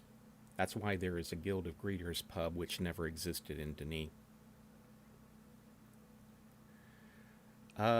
Denis were definitely racist. They would accept, throughout most of their history, they would accept outsiders as laborers and for specific excuse me, let me get my tongue straightened out here. Outsiders would be taken into the cavern to perform specific jobs, but they were never accepted as residents of the cavern. There was even arguments throughout Denis history as whether or not they should be allowed to use Denis machinery. This was an argument that was exacerbated when there was an incident in one age where an outsider who was operating a Denis machine caused an accident which eventually caused the entire age to be shut down. It was also not considered legal throughout most of Denis history for a Denis citizen to marry an outsider. As a matter of fact, when Anna came down and discovered the Denis cavern, she very nearly ended up in a prison age. It was only because Atreus the Elder, who fell in love and eventually married her, and his family were influential, that she did not end up in a prison age, and that and even after he married her, most of Denis society basically were looking at this and saying, ew. When Gin was born, he was a sickly child. And when Anna took him to see a Denis doctor, the Denis doctor told her that he wouldn't do anything to treat Gin, and that she should just let him die because a hybrid like that is obviously an inferior creature. That was why Anna decided to study Denis medicine on her own and became quite proficient with it.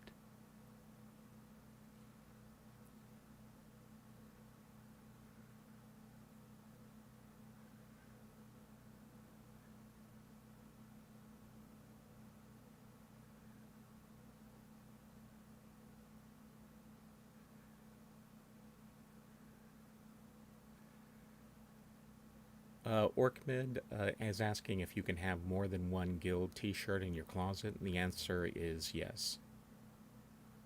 Or excuse me, it used to be that you could have them all, and I know you can have them all in the offline version of the game. I don't remember off the top of my head if it's one per customer in the live game.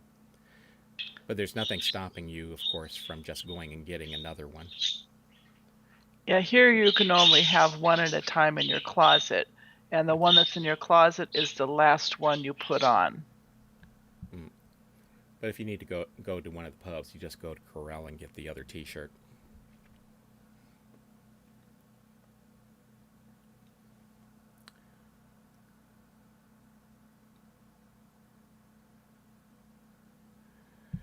Actually, there's an awful lot to admire about the Denis society. To give you an example, one of the things is that throughout most of their history, they didn't have a death penalty. If somebody committed a serious crime, he would just be exiled to a prison age that he could not escape from. And there were also an awful lot of other things about their society which were admirable. One of the things that I keep harping on, but is very much truth, is that all the things that Yisha ever said about Denis, take it and stuff it in take those words and stuff them in the nearest wastebasket, because she lied through her teeth. Denis was not the society that Yisha portrays to explorers. There was no slavery in Denis. The Baro are a different story. They are kind of off on the side, and there is no evidence whatsoever that Denis society as a whole had not had any idea whatsoever that they even existed. One of the things that we know is that I'm not laughing at Pink Elephant's comment there that Yishi was a beautiful, sweet child, but grew up to be a bitter something or other. I'll get to that in just a moment, Briggs. But basically, Yisha at first admired Denis history, but when she came down to the cavern and met my mind's going blank. She met she met a member of the Denis Guild of Writers here, and became his protege. She loved him deeply, but he was murdered by another Denis writer. And when that happened, it was basically the last straw on her rather fragile mental state. And she then began projecting everything that she hated onto Denis and claiming that Denis did these things that she hated. So as far as the slavery ring that was on Teledan, I'll get to that. I'll cover that real quick. That was actually an exception, and if the Denis had learned about it, everyone involved would have been severely punished, because slavery was illegal, and at the time, Teledan was last owned by a man named Monesmo, who had claimed that he was reopening the bread making operation that was there many centuries earlier. But it was a front for his slave running ring. And he was running slaves because another group of outlaw Denis had set up a hunting club on an age called Rebek. But they killed off all of the people in that age, and therefore approached Monesmo to get more victims for them. The Guild of Maintainers had gotten a hint that something wrong might have been going on, and were investigating Monesmo when the fall of Denis came, and that, of course, shut down everything. The slave trade, Monesmo, the Maintainers, all gone.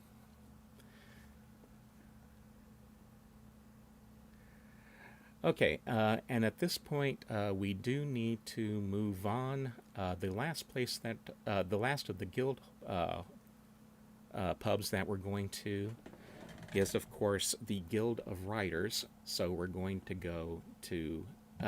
tell Mirabat 2 writers.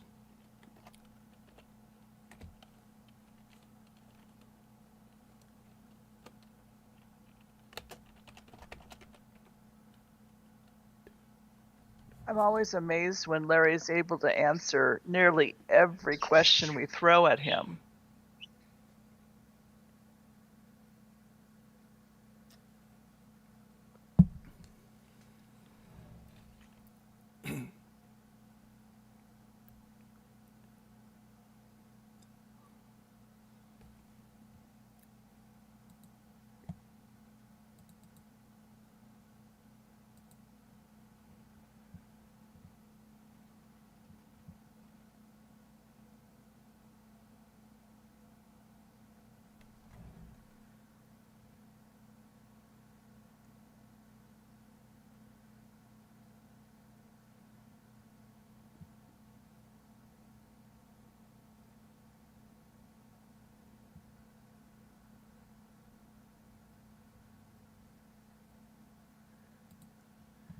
Actually, my status as a Denis historian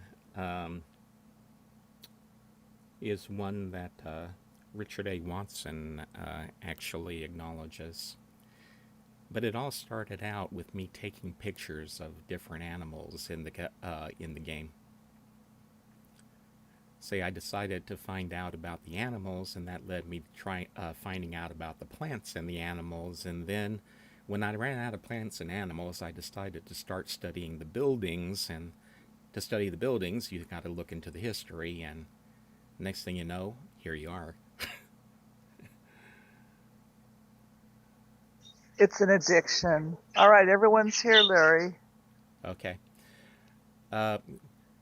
Spatial K, we'll be talking more about those subjects in future tours, so I don't want to give away too much on this one.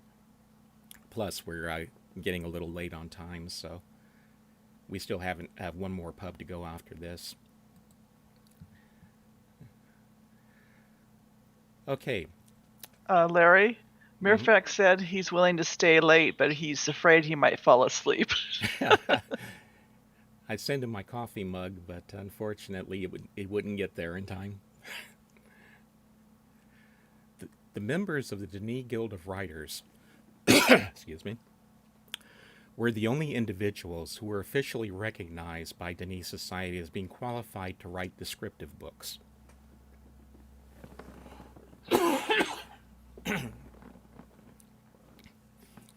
It was the Writers Guild that wrote all of the official ages for private enterprise, the government, and any other guild that required ages. In practice, members of influential families sometimes learned to write descriptive books without being members of the guild. An example of this was Atrus the Elder, who wrote ages even though he was a member of the Guild of Surveyors, and he taught his future wife Anna how to write them.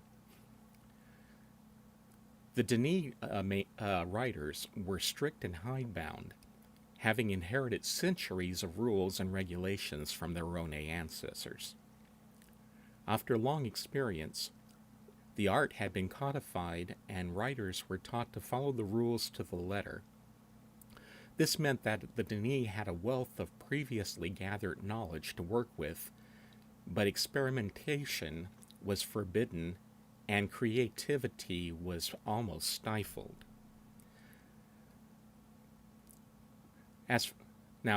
Then we get to the fan main writers.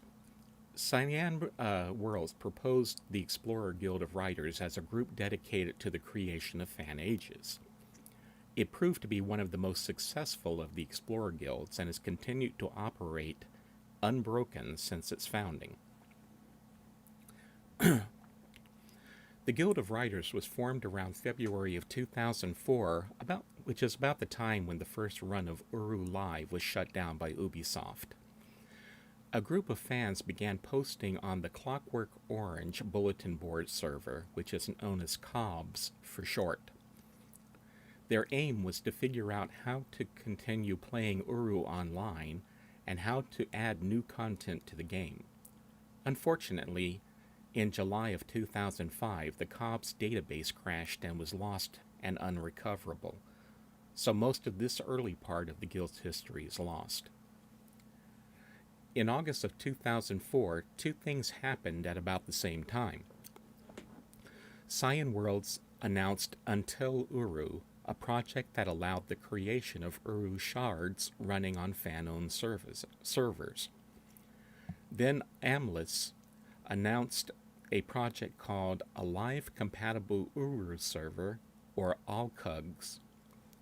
This server software is still actively used by the Deep Island Shard. More software tools such as PRP Explorer appeared, and that allowed software modifiers to understand how the game stored age data and how to modify it. One such mod allowed models from various ages to be combined.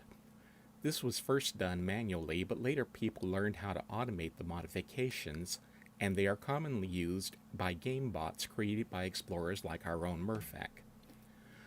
A little later, things like texture replacements started to appear, where people would reskin models with their own textures. One such reskin in a shard placed graffiti on Kurith's arch stating, "Huru was here."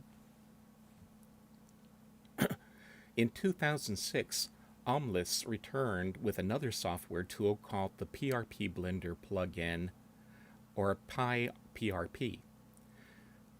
This is the first tool programmers could use to create files that could be exported to the game. Starting in 2008, Sar Hoikus gradually picked up more and more responsibilities such as running the website, administering the forum, and upgrading the guild wiki. On August 23rd of 2010, the guild released an ALCUGS-based shard called Deep Island, which hosts more than 190 fan ages. On April 6 of 2011, the year after the Cavern was reopened as free-to-play, Cyan Worlds officially released the source code of the Uru Live client, called the Cyan World Engine, or CWE. And they also released the 3D Max 7 plugin. 5 days later, the Guild of Writers announced a house version of CWE. Soon more fan shards were launched. The Open Cave on August 1st, 2011, OpenUru.org's Minkata shard on December 11th, the Guild of Writers Gen shard on February 4th of 2012, and the Destiny shard on February 1st of 2013. With Uru's source code released, Cyan Worlds became more accepting of fan modifications in the live game on a limited basis. On February 5th of 2015, the first fan-made item of clothing, which had been created by Chloe Rhodes, was added to players' closets. On July 11th of 2015, the Guild released the first version of Corman. Corman is a plugin for Blender made to replace PyPRP, the old age creation tool. On October 28th of 2019, Cyan announced that the Myst Online Uru Live assets were open for fan updates and modifications. Previously, fans had been permitted to create bug fixes and updates to repair broken parts of the game. These were submitted to Cyan for testing and implementation. The 2019 announcement was basically an official sanction for the creation of new game content. Previously, Cyan had been very protective of the game's form and function, and players were not allowed to modify anything. Now, as of yesterday, we now know that this decision allows players to import and create new ages to be brought into the game. Yesterday, the 3 ages that were brought in were Chisoprenev, which is a curious name because it means I archive again, and it's a library age. Then we have Doob's Guild of Messengers pub, which is a much bigger and more elaborate meeting place like this one, and which actually does have a bar in it. And then the other is Villade Savan, which means eternal soul in Denis. And that's a memorial age, which contains the names of explorers that you find on the Explorer Memorial on Agra Island, and gives more information about who those people were.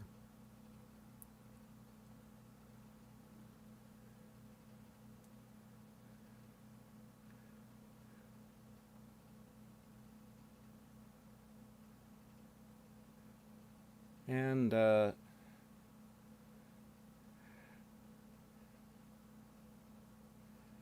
this point, there are, of course, the Guild of Writers website, of course, is still very much active, and you can go there if you want to learn how to participate and make your own ages. They are very welcoming about new programmers. And at this point, it is 1:50, so I'm not going to pause for questions. Instead, we're going to go ahead and move on. 1:50 my time, by the way. So we're going to go ahead and move on to the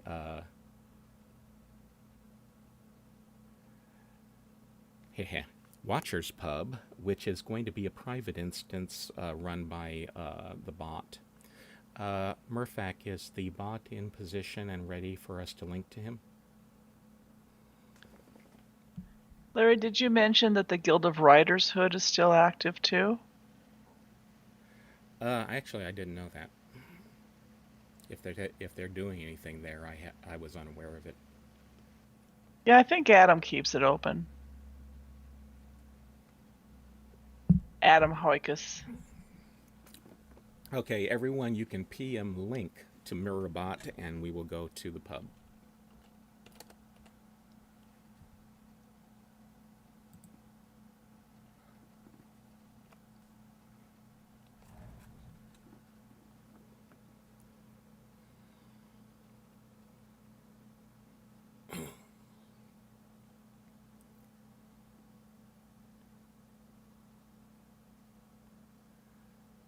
Seattle Splendor is asking, so how many people do you think have contributed content to the Cyan universe? And the answer is I haven't the faintest, because Lord have mercy, I have no idea how many people belong to the Guild of Writers.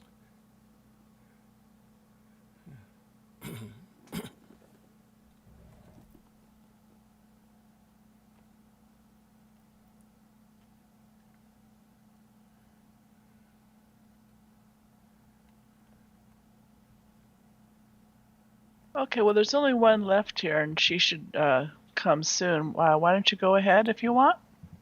As soon as I bring up the information I want to talk about here. Okay, I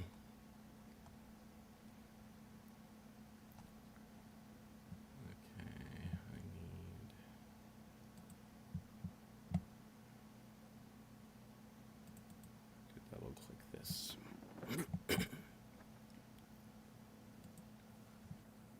Mirfak had to make some alterations to the great tree area so that we don't fall through the age. Okay. Okay. And welcome everyone to the Watcher's Pub. This pub is located in an upper-class residential district of Agra Island called Jatari. It's located on the southeast side of the island. The pub itself is a 3-story building whose roof is shaped like a dome with a short topless cylinder set in the, at its apex. There are 5 pointed arch windows set along the top cylinder. On the bottom level, there are 7 alcoves that are usually 4 steps down from the main floor. Clockwise from the stairs, the first one is a seating nook, the second is a corridor that leads to a balcony, the third is a seating nook, the fourth is a 6-step staircase down to a landing inside the cliff face, the fifth is a seating nook, the sixth is a larger nook which holds 3 linking book pedestals, and the seventh is a seating nook. Murphak, did you remove the curtains yet? No. If you could do that, please.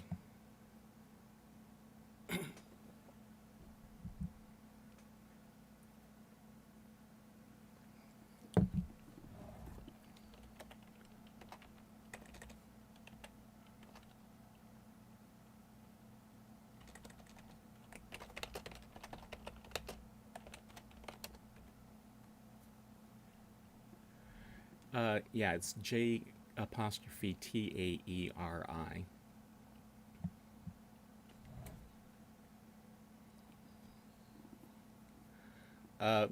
The curtains on the nooks, please remove those.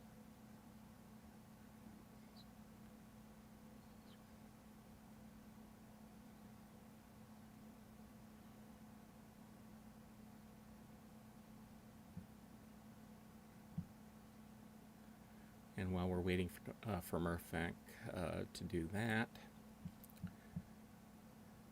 the second floor is an observation gallery with a corridor and that has a slanted shelf on one side and a door leading into a room for private meetings. In the Watcher's Pub here, that room was expanded and converted into a puzzle by Guildmaster Kadish. The third story of the building is made up of an inaccessible ring wall with windows. It's only decorative and has no roof, leaving the structure open to the air. There are 5 instances of the Watcher's Pub in Denis. All of the guild pubs that we just visited are instances of the writer's pub. Only this one existed during the time of the Denis. You can test yourself whether or not the other pubs are instances if you fully upgraded your key device. When you link to the here to the Watcher's pub, your key will show your location as 1,820,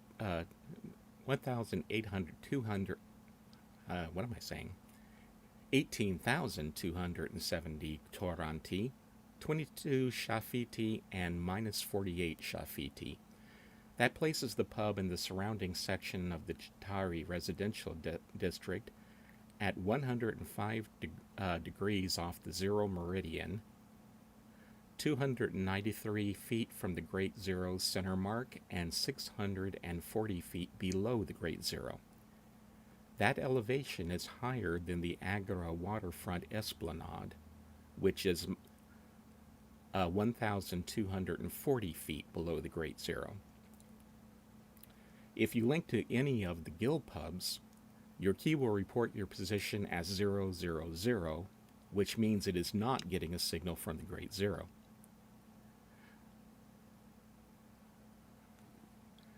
The Watcher's pub was built to be a social center for the Denis elite, and had side chambers with comfortable seating and game tables.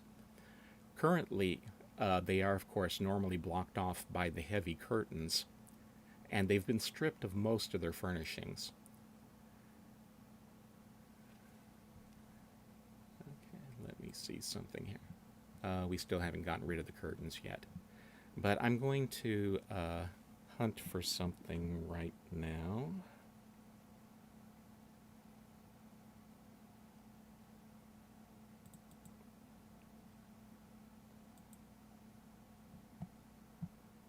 So if you'll give me a moment to look this up. Let's see, I want here. And then Guildhall, or no, wrong. Guild pubs.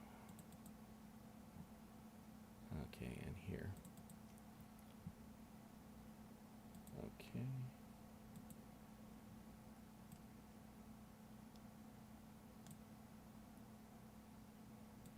Okay, if everyone will look at the stream window for a moment, you will see some pre-production art for the Watcher's Pub, and you'll notice that there are some very distinct differences. For one thing, there is what appears to be a tree growing up through the center of the staircase. In the place of the imager, there is a fountain, and also if you look, you will see a Heek table, an IO-Heek table in one of the side rooms, as well as chairs in some of the others.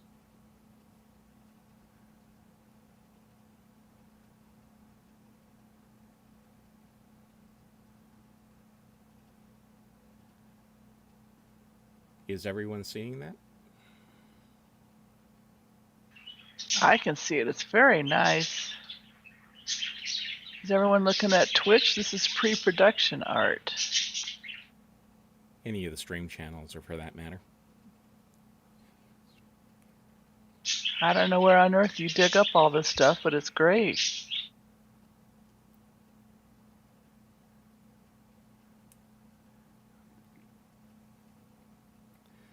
So that's sort of the way the pub was originally envisioned, but never quite became. And let's go ahead and remove the image and get back to the game. Okay.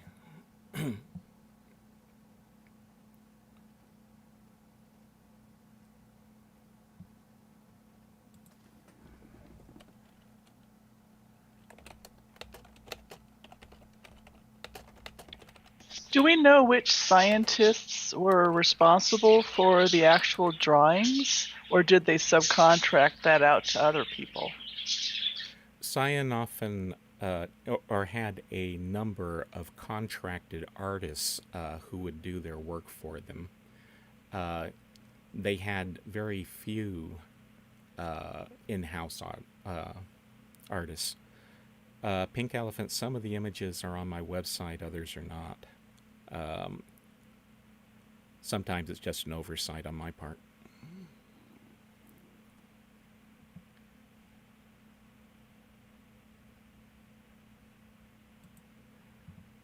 There are many names for the Watcher's Pub. The earliest name for this building is the Watcher's Sanctuary.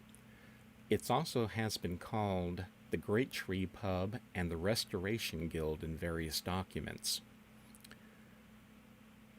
The Watcher's Pub was even sometimes incorrectly called Rolep due to a mistake in translating a passage from the Book of Prophecy called Words of the Watcher. Rolep, in reality, is another one of the residential caverns that the Denis lived in. The pub's common library contains a notebook about the building itself, a linking book to Arcana, a linking book to the Annonay Cathedral, and in the public version of the pub, you will now find a linking book to Chisoprenev. The notebook was written by Michael Simpson, a restoration engineer who also worked on Garrison. He carried a voice recorder around with him for verbal notes and to save his first impressions of the places he visited, and transcribe the data to notebooks later. This is the text that's found in his notebook here. Okay, where to get started? The room itself is actually pretty simple, and at first glance doesn't seem to have much to it. Well, for your average explorer. There is actually much more here than meets the eye, much more, at least as far as history. It's practically dripping off the walls. Fortunately, I dig that stuff. And lucky for you, I'm also better than your average explorer. Might be getting ahead of myself. Structure. Circular room with a number of doorways leading off in each direction. Large staircase, might need some support work, leads to an upper level. Okay, this doesn't work without knowing some of the history and story behind this place. I gotta start there. I've done some translation and talked to Dr. Watson. This is great stuff. Alright, the tree off of the balcony. I did do a little walking around. I can't see it well, it's dark, but it's an old tree. Don't know exactly when it was created, although certain style and material elements suggest as far back as the early 2000s. Long before a guy called the Watcher came around. And it's the Watcher the place was named, created for, renovated for, and dedicated to from the time it was built in the late 4000s, until the fall of Denis. The Watcher lived during the mid-4000s and spent most of that life on hidden, secluded ages. He wrote a book called Words, a prophetic book, Nostradamus-type guy. Strange. Though it doesn't seem like his prophecies caught on real well at first, although a variety of events. You can ask somebody else if you want to know them all. The guy became more and more popular again, you know the deal. There was always a core group of followers, but the overall population wavered. I would imagine depending on how accurate they viewed his visions. Over the course of time, a whole lot of copies of his books were printed. We found plenty of them. As I mentioned, the tree, which I still don't know how to actually get to, was built long before the Watcher. No one at the DRC seems to know exactly what it was for. Best guesses are is that the tree was built early on as a representation of the Denis that had come here, the new tree. They definitely had a thing for trees. So the Watcher comes along and writes some prophecies. They end up becoming pretty popular, and they do deal quite a bit with the tree, as much of Denis prophecy does. And this unknown guy builds this building with the tree as its focus. Seems like the building was an upper-class lounge or sitting room, a pub or something along the lines. The intellectuals come and discuss the philosophies and politics of the day, although there was some homage being paid to the Watcher and his thoughts and ideas. This sanctuary, or whatever you want to call it, stayed successful until even while the ownership changed. It seems that it changed frequently as the philosophies and religious views of the people. It wasn't until Kadish came along, yes, our good friend Kadish, that the thing really took off. Unfortunately, right before the fall. I've just realized that I haven't moved in the past few minutes. I'm standing in a building giving an analysis of it without moving. Gotta love history. So back to it. Nice little coves in this place. Wouldn't be bad at all with a cigar and... Oh, okay, Kadish and the Fall. Kadish was the last guy to own it, and it seems he did some renovations. This is where history and current day setup get interesting. The Watcher spoke quite a bit in words about someone known as the Grower. The Growers prophesied to do a number of things, and it seems that there were numerous interpretations of the Grower. Some saw this person as little more than a great lord or king, while others saw this person as a superhuman miracle worker, godlike conquering time, space, and dimension and everything else. The views on the Grower were as varied as you can imagine. What's important is that Kadish viewed himself as the Grower, as the one the Watcher had prophesied about. As a result, he modified the pub to honor not only the prophet, but himself as well. He seemed to be intent on fulfilling as many of the prophecies as he could. So he built this puzzling path of the shell to the tree, brought the Arcana book here. Kadish was the engineer behind its construction. Brought the Anone book here and claimed that it allowed him to travel through time back to the Denis homeworld as it was, as it is, and as it would be.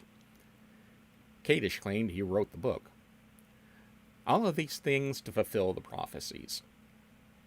Even the times of Denis were significant because the Watcher claimed to see visions of the past, present, and future. As a result, he wrote what he saw, never knowing if it would occur in the future, had already occurred in the past, or was occurring as he wrote. People flocked to the place. Not only was it not the only way to travel through time, but Kadish himself was the only one who could solve the spiral path of the shell and access the tree. In fact, he would demonstrate his ability to anyone who wanted to come and watch. Nightly challenges were held to see if anyone else could access the room. It seems no one else ever did, further confirmation that Kadish was the Grower. Kadish bragged that the Watcher clearly spoke of how to solve the room in his prophecies, that anyone could find the solution there. Easy to say when you did build the thing. Maybe I don't get something. Anyway, good luck reading through all those and figuring out anything, let alone the solution to some kind of weird Denis puzzle.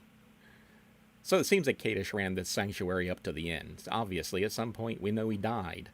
We've all seen the remains of the poor guy.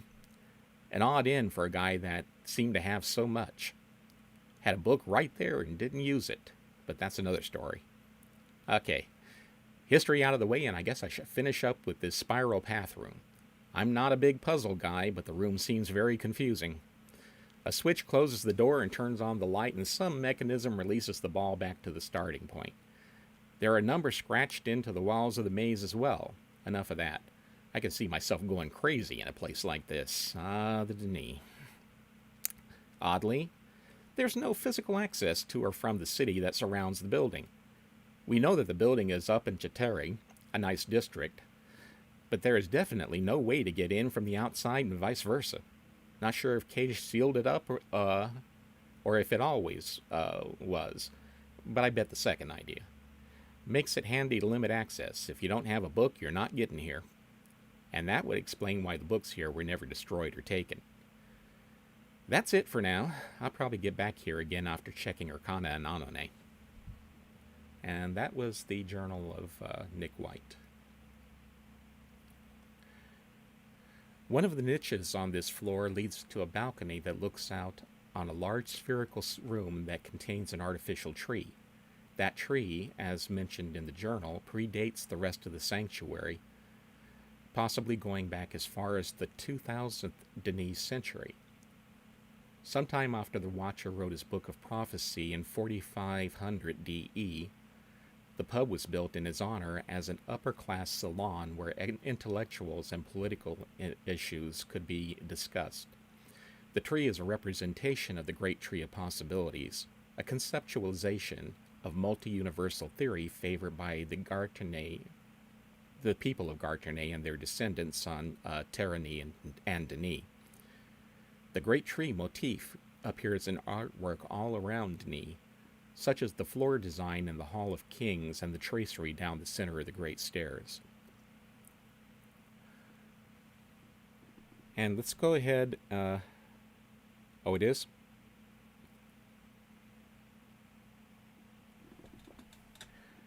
Let me take a quick look at the game No, window. no. I was referring to the public Watchers Pub.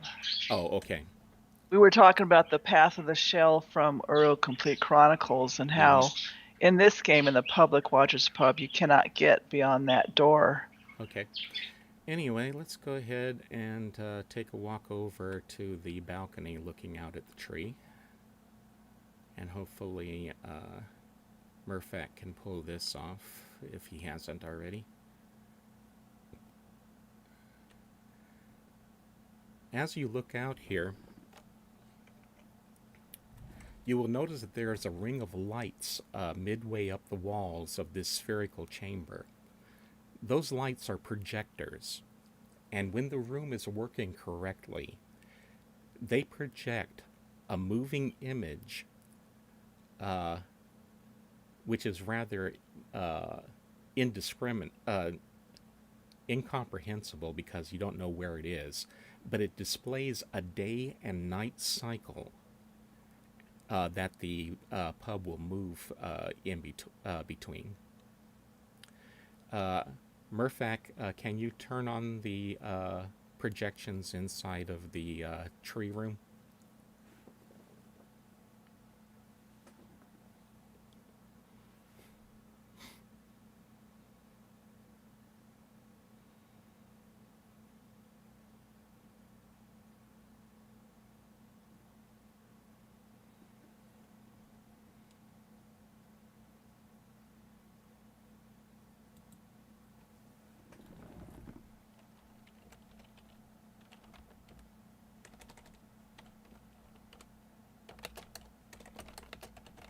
We're going to go to the tree eventually.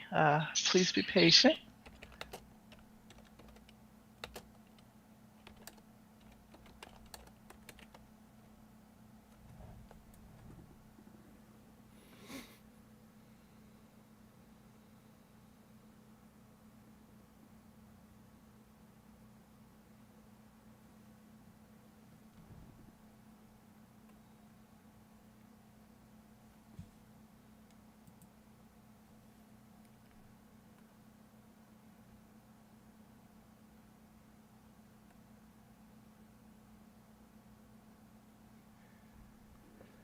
Aristocat, if you think this is a circus, you should have seen yesterday when there were something like 285 people here at one point.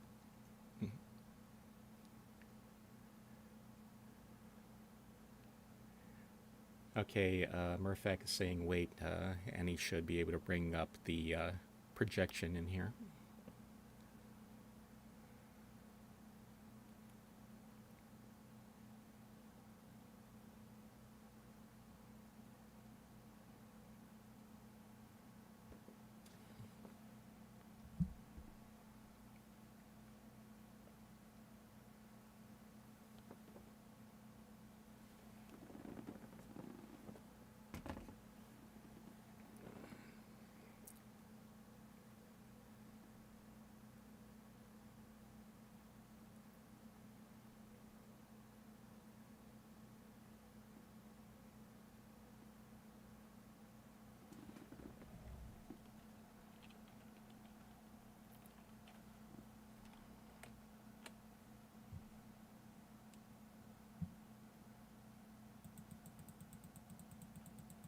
If those in front wouldn't mind sitting down, the people in the back maybe could see the tree better.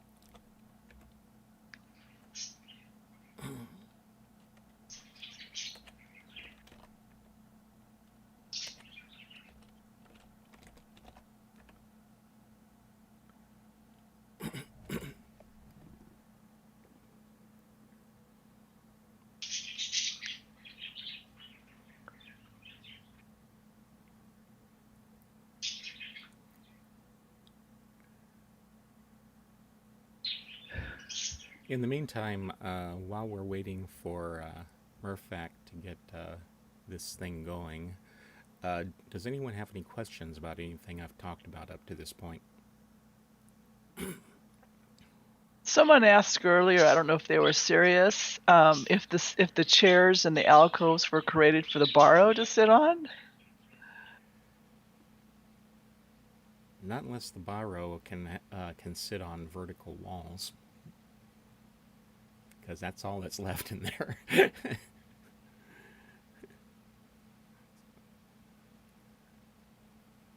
I doubt it because they're not solid.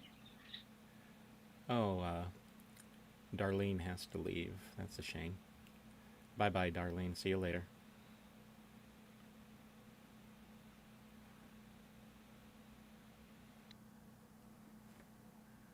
For those who don't know it, Rawa's mama is scientist Richard A. Watson's mother.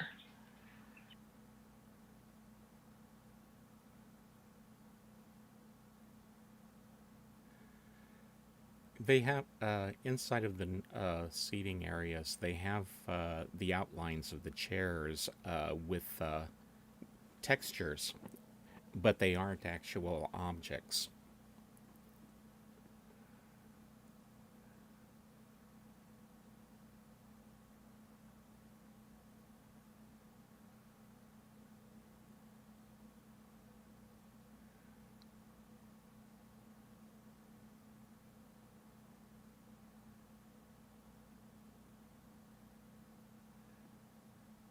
Jamie, Darlene is here for almost every tour, unless something prevents it.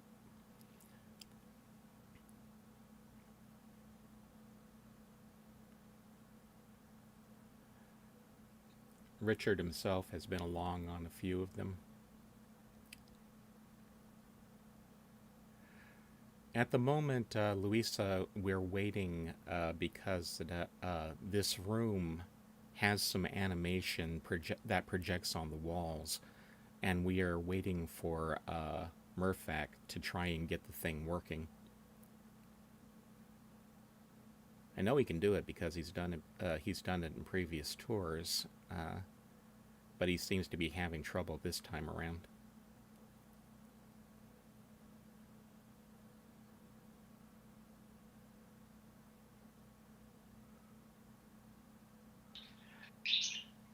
Minasunda, while we're waiting, do you have any events that you'd like to announce?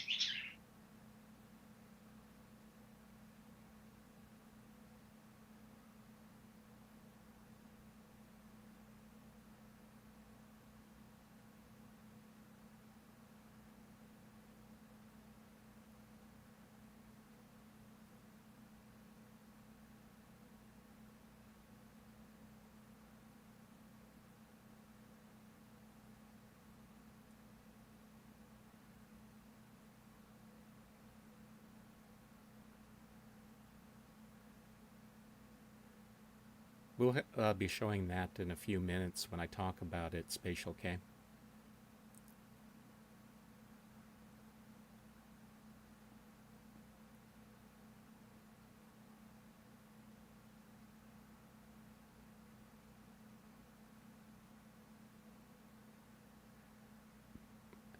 But to add to my computer troubles, apparently the Murphac is...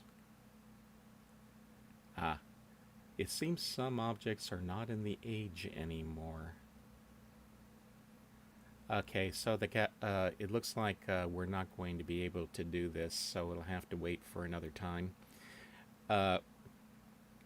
Murphac is borrowing this particular instance from Mr. Magic. This is the Magic version of the Watcher's Pub. And it seems to have been altered in some way, but I couldn't say for certain since he's the one dealing with it. So we won't be able to show you the projections this time, unfortunately, but I may try setting it up and showing it off in a separate video.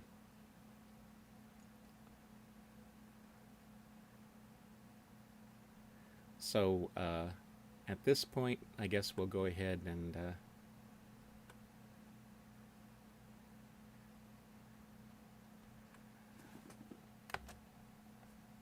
head back up. Briggs, this isn't has nothing to do with dupes. This is a private instance of the pub. It belongs to Mr. Magic, who was previously running bots. And unfortunately, he stopped running his bots recently.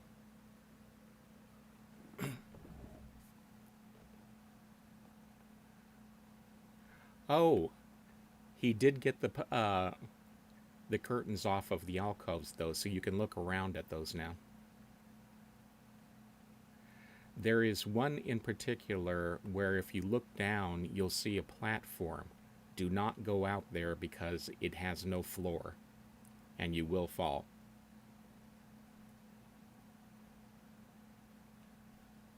And if you do happen to fall through the age, PM the letter W to Mirabot.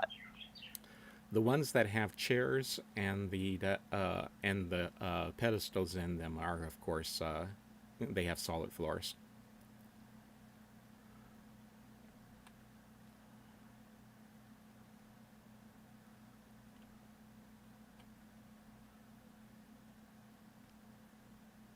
How far away is the Jatari district from Agura, the island of Agura? It's on the Agora. It's the southeast side of the island. Oh, wow, okay.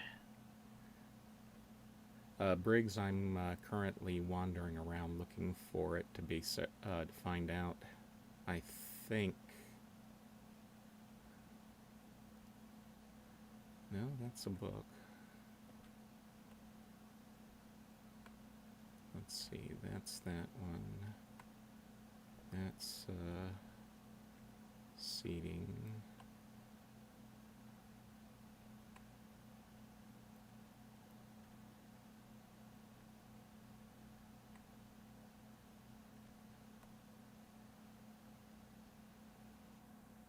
For those of you who are new, each Cavern Tour is normally the second Saturday of each month. I announced during the All Guilds meeting, which is the first Saturday of each month at 1300 in Corral, I confirmed that the next tour, whether or not it's the second Saturday. So our next tour on the calendar will be Saturday, September 12th. Once again, please meet in Cavern Tours Hood by 11 key time. Okay. As for the one that I was trying to warn you about, it looks like that new room with the Chisoprenev book in it that has the two barriers in front is where the one that I was warning you about used to be. So they took over that space to make a new linking book room.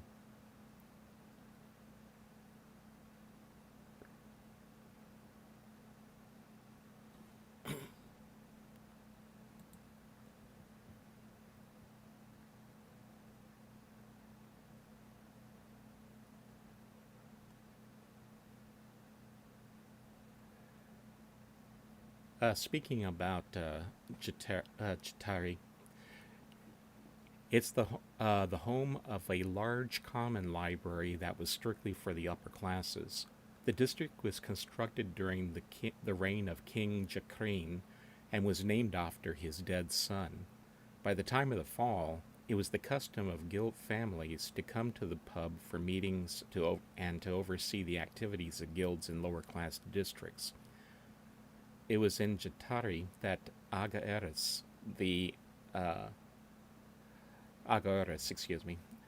as a part of his plot to destroy Denis, manipulated Ovis and Atris.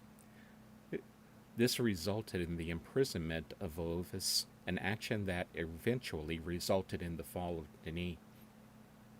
When Atris and Gen rediscovered Denis, they harvested blank books from the Jatari Common Library.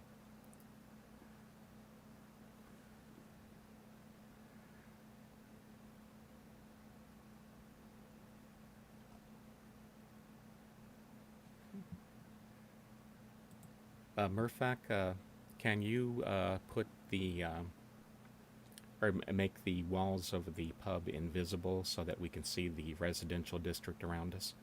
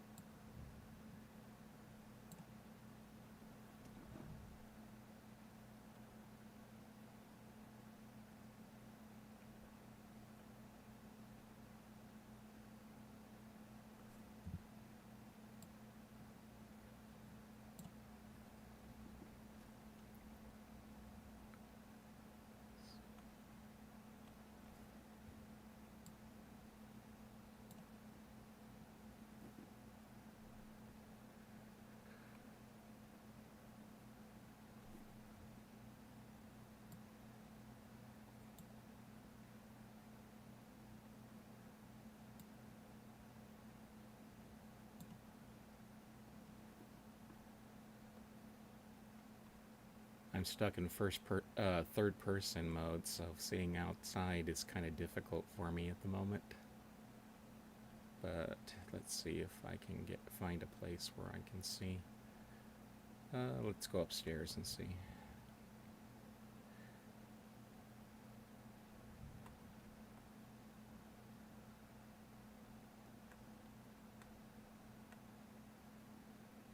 No, the walls are still up here.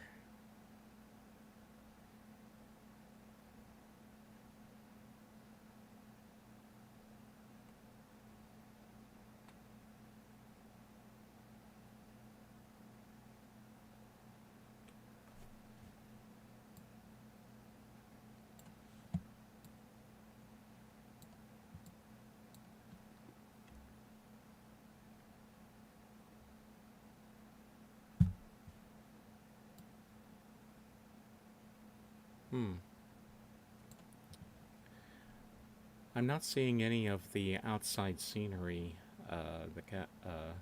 Murphak.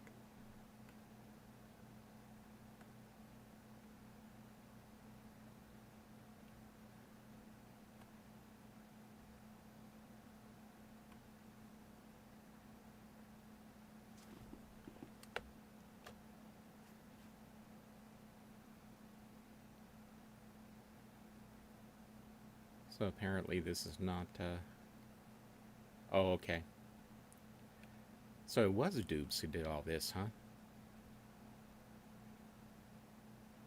Grr, I'm angry. Say, half of the stuff I want to show on the tour, and Doobs took it out of here. Okay. Please put all the walls back then, because there's no point in having them invisible now.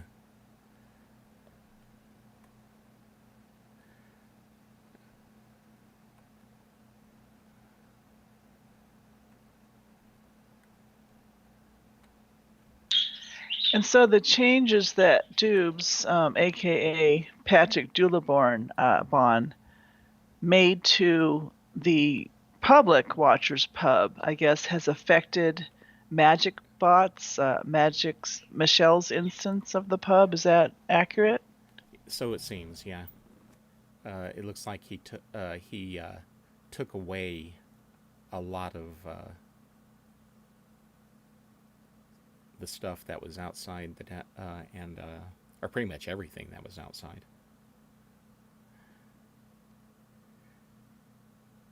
However, we are not without resources here. I didn't set up for this, but it occurs to me that I have photographs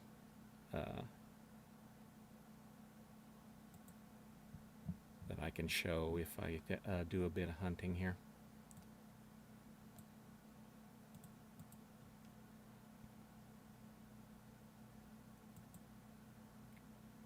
So let's see.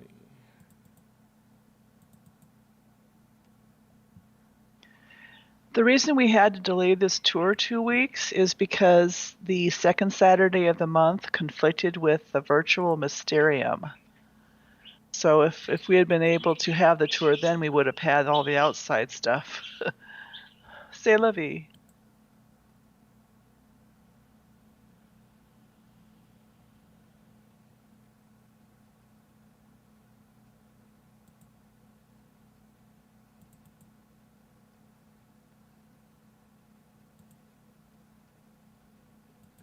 Okay, if everyone will switch over to the stream, whichever one you're watching, I have a picture up, which is one of the views that there used to be outside of the pub, and I'll be showing a couple of others.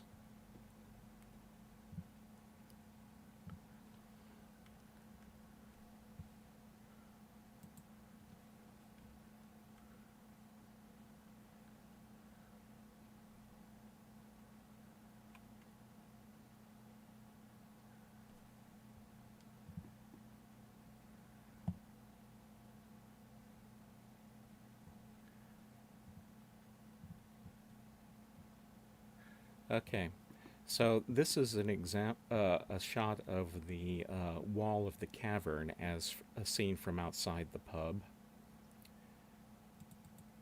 And then, let's see, the next picture.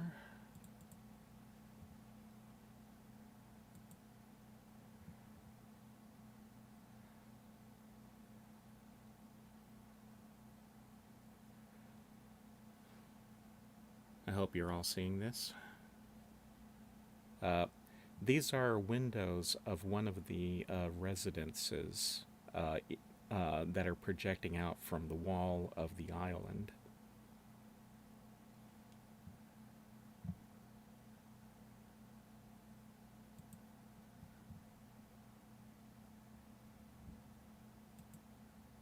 Yeah, you can see it. Okay. So this is what the outside of this age used to look like before yesterday's change. Yes. This is right outside the pub. I'm in this. My avatar is standing on the roof of the pub. And then let's see. Next photograph is here.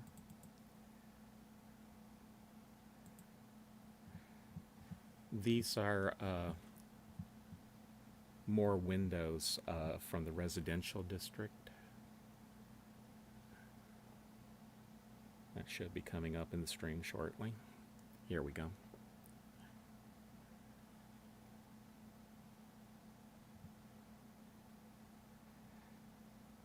Normally, you can see a tiny bit of this from the second floor if you look straight up through the opening in the ceiling to see those windows.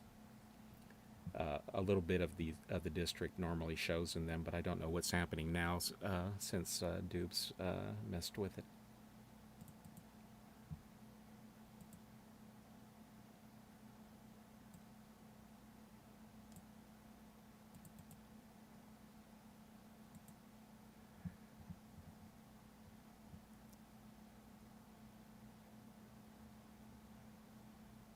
And here's coming up in a moment will be some more shots of residences. Here we go. There it is.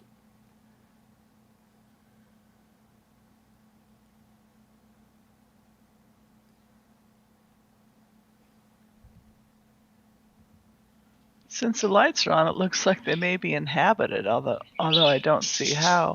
Well, remember that the lights are pretty much permanently on. They're fire marbles. And the fire marbles haven't all burned out yet.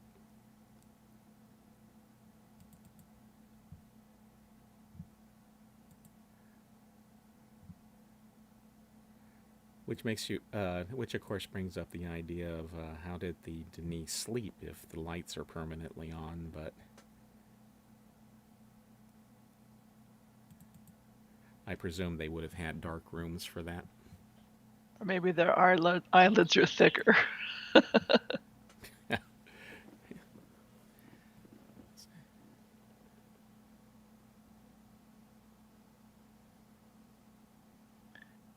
Zeke has a question. Did the residents have linking books to those places, or was there any way to get there through here? They were there was a pathway up from the Hall of Kings, as far as we know. That's what's shown on maps anyway. But yeah, you could walk there.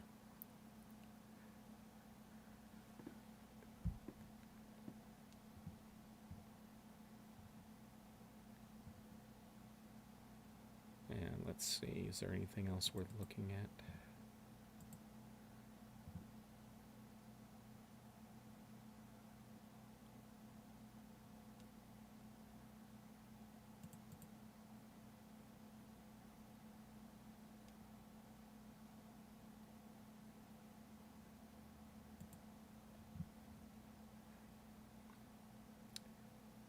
Okay, this is another look at the cavern wall across from the lake from the Watcher's Pub.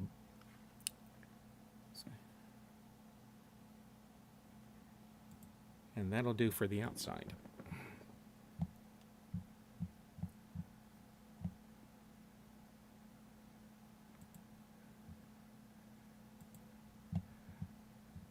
Okay, Murphak, can you bring the dead Barrow? Is that still in the files?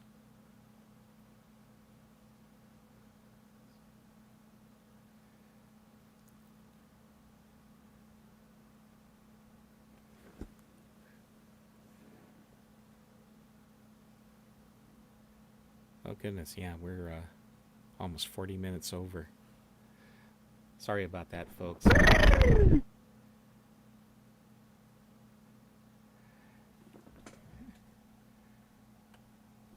Say, unfortunately, that computer dying at the beginning of the tour definitely put a kink in things.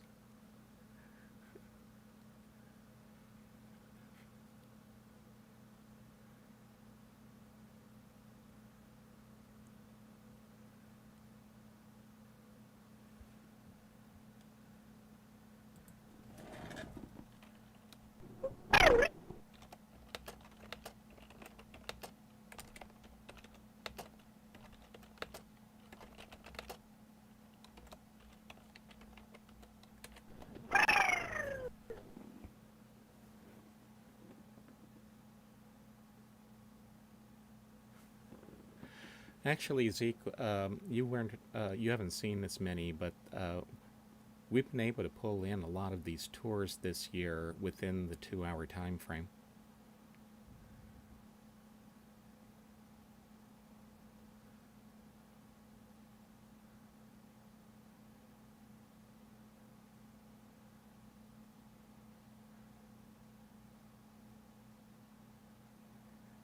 No, look at me. I couldn't make a good, authentic bird noise if my life depended on it.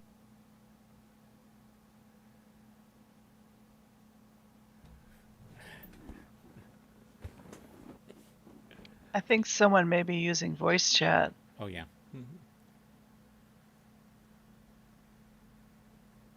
Since I'm waiting for Murphak to get back to me as to whether or not the Barrow is still here. No, it's me, Alan Wrench.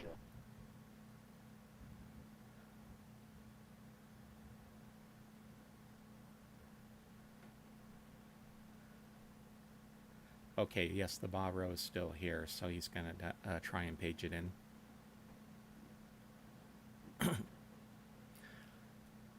I don't have a script up at the moment, and given the time overrun, I don't want to go looking for one. But I will kind of give you a quick rundown as to I need to adjust my view. There it is. So yes, this barrow that you see lying on the imager was put here during an episode called Scars. What had happened during that is that Douglas Sharper had come back to the cavern after a long absence, and the DRC asked him to investigate the age of Negalon, or the Negalon pod, because they had noticed that there seemed to be an awful lot of dead animals turning up. So he went there with an explorer who was invited along as a witness, and they found a dead Irwin, which had been rather savagely torn up.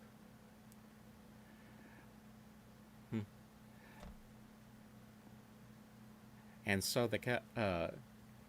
what they eventually found out is that a group of rogue Barrow who had struck out on their own away from Yisha after they were freed by Richard Watson during the events of Myst 5, had taken up residence there and were killing, apparently just killing animals for the fun of it.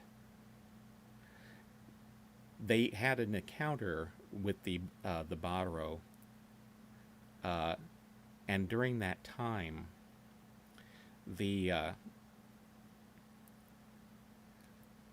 Douglas Sharper wound up getting in trouble. I believe it was on his second trip to Negalon. He was cornered by the rogue Barrow, but a number of friendly ones showed up and began fighting them off. It was around that time that Wheelie Ingberg and Rosette Taylor had their misadventure in Tokata 2, where they fell into a crack that had opened up in the corridor leading to the Kahlo pub. When Douglas Sharper abandoned his trip to Negalon after that, and went to try and help with Wheelie and Rosette, and he took it very badly when it turned out that Rosette had died in a collapse, and Wheelie had been killed by one of the rogue Barrow. So he went back to Negalon, this time with a rifle, and was going to shoot the rogue Barrow. However, one of the friendly ones got in the way and took the bullet, whereupon his companions basically managed to convey to Sharper that this was a bad idea. After that incident, the friendly Barrow brought their dead companion here and left him on display for a time before taking him away again for whatever rituals that they might have for the dead. And so this is the Barrow that Douglas Sharper inadvertently shot when it jumped in front of his gun.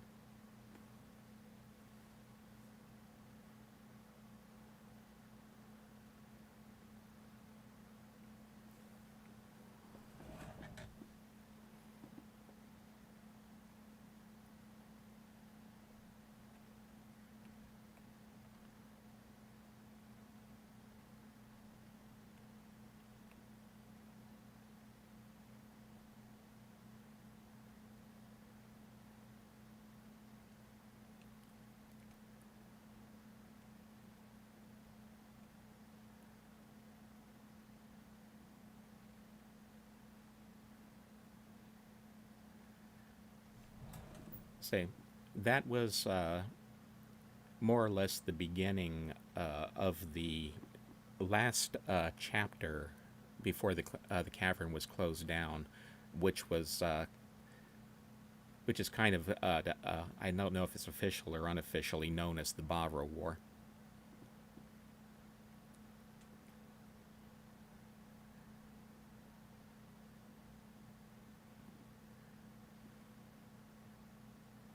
Okay, and then the last thing that we're going to do today is we're going to take a walk over to the tree sculpture if we can. Murphat, can you link us all up to the top where the of the puzzle where the bridge is?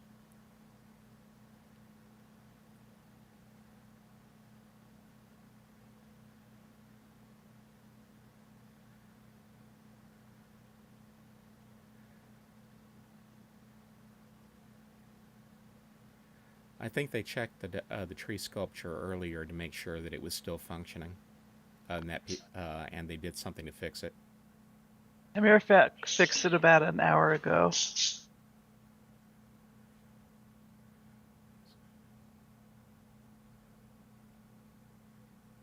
Oh, okay.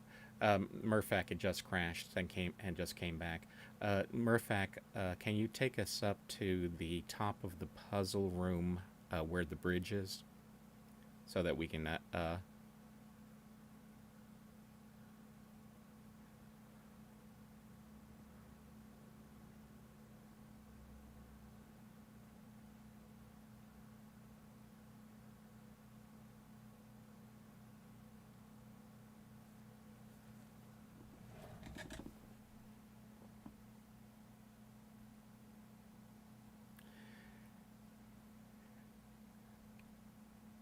I was just asked if the Twitch viewers can get a first-person view of the Baro, and the answer to that is no. Something happened and I cannot switch to first person. So I'm trying to do it with angles. But that's not a bad one. You should be able to see it fairly well that way.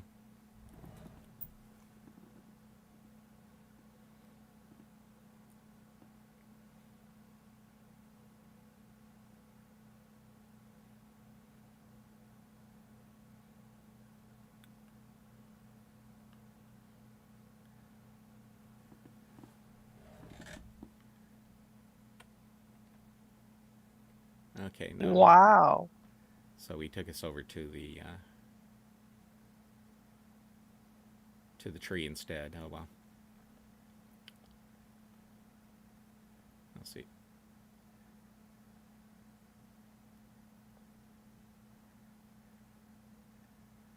Oh, now my camera's messed up. I can't get a look in there. Let's see if I can do anything with the camera. I can't even tell where I am. Where do you want us exactly? My first person still works.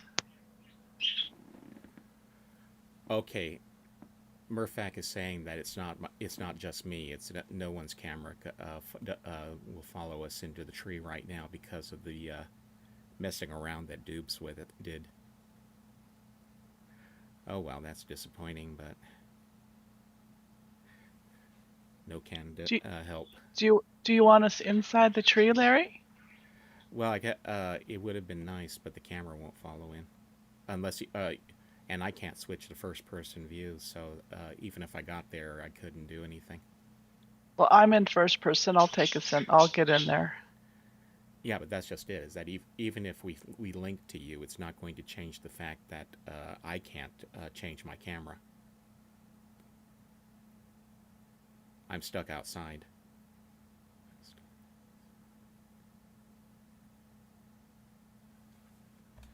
So while you may be able to see the inside of it just fine, since I'm stuck in third person, the stream is never going to be able to see the inside.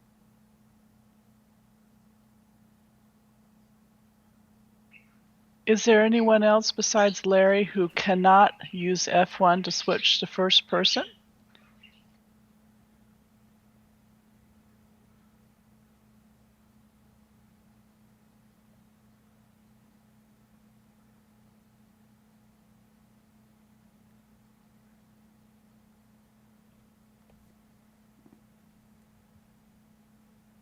Can you do Shift F1? I haven't tried Shift F1, so I'll give that a shot, but no, that doesn't do anything for me. Oh well, anyway, I'll just go ahead and talk it.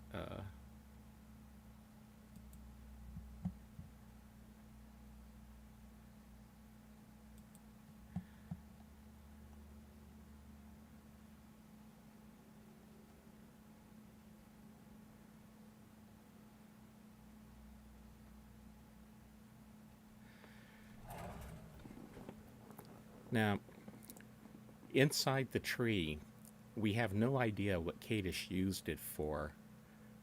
However, it's likely that it was just bare because, needless to say, during his lifetime, he was the only one who ever managed to get over and into it.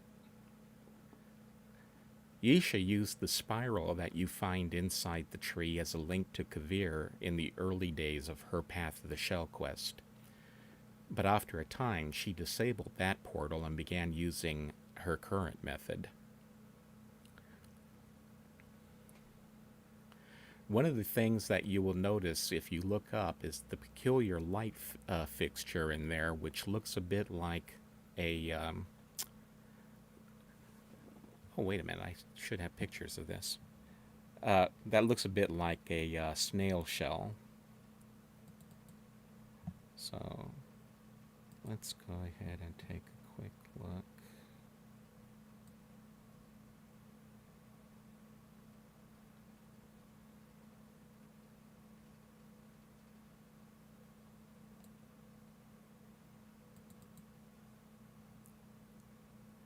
Oh yeah, I do have pictures that I can show. Okay, let's bring this up. Everyone, if you look at the stream, at whichever version of the stream that you're using, this is a picture of the Great Tree Room at night, during its night cycle when the cat is projecting a night sky.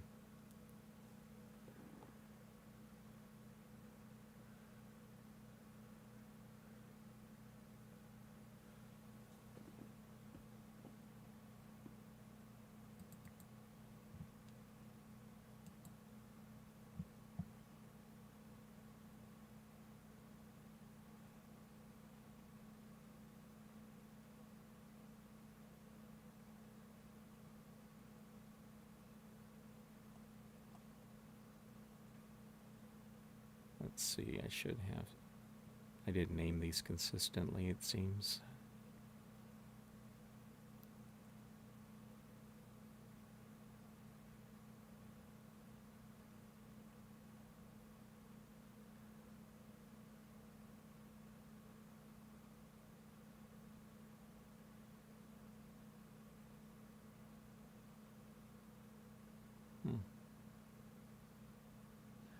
But this sky, quote unquote, it's not really a sky. It's just a No. projection, isn't it? We're Yeah. inside a big dome, aren't we?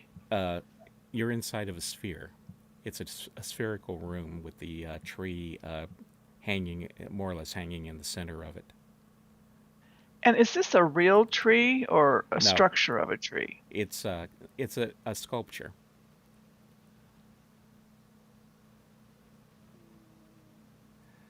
Okay, I thought I had some pictures of the interior. Yeah, it seems I don't. That's a shame. Okay. Anyway, just to kind of wrap things up a little bit, the interior of the tree at one point contained on the wall part of a puzzle that was used to unlock something in the Myst library's fireplace. There were pieces of the fireplace puzzle scattered all along the path of the shell. Pretty much all of those puzzles images or puzzle pieces are gone as well. Let's see. And at this point, I guess we're ready for one last question and answer period before we wrap things up for the day.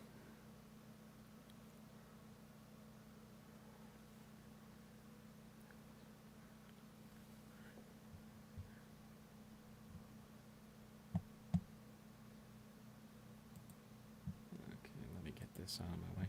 So, do we have... story night is beginning in about 5 minutes, so if you want to attend that, because we ran over, normally we'd have had clearance. But if you want to attend story night, which I greatly recommend, now's the time to leave and get over there. Thank you all for attending today's tour, and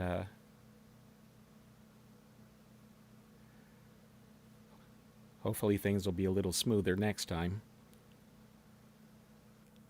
Larry, you are a true champ. And I think we all should give Larry and Mirfrak another huge round of applause.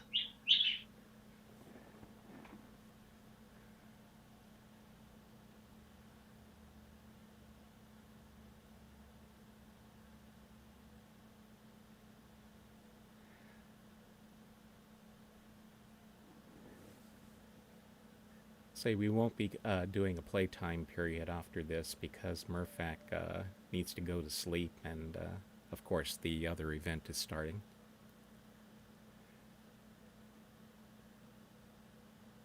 And I believe karaoke still goes on at 1600 every Saturday. That's correct. In Karaoke's Hood. Yeah, that's correct. We hope to see you September 12th at 1100 key time. Bye, everyone.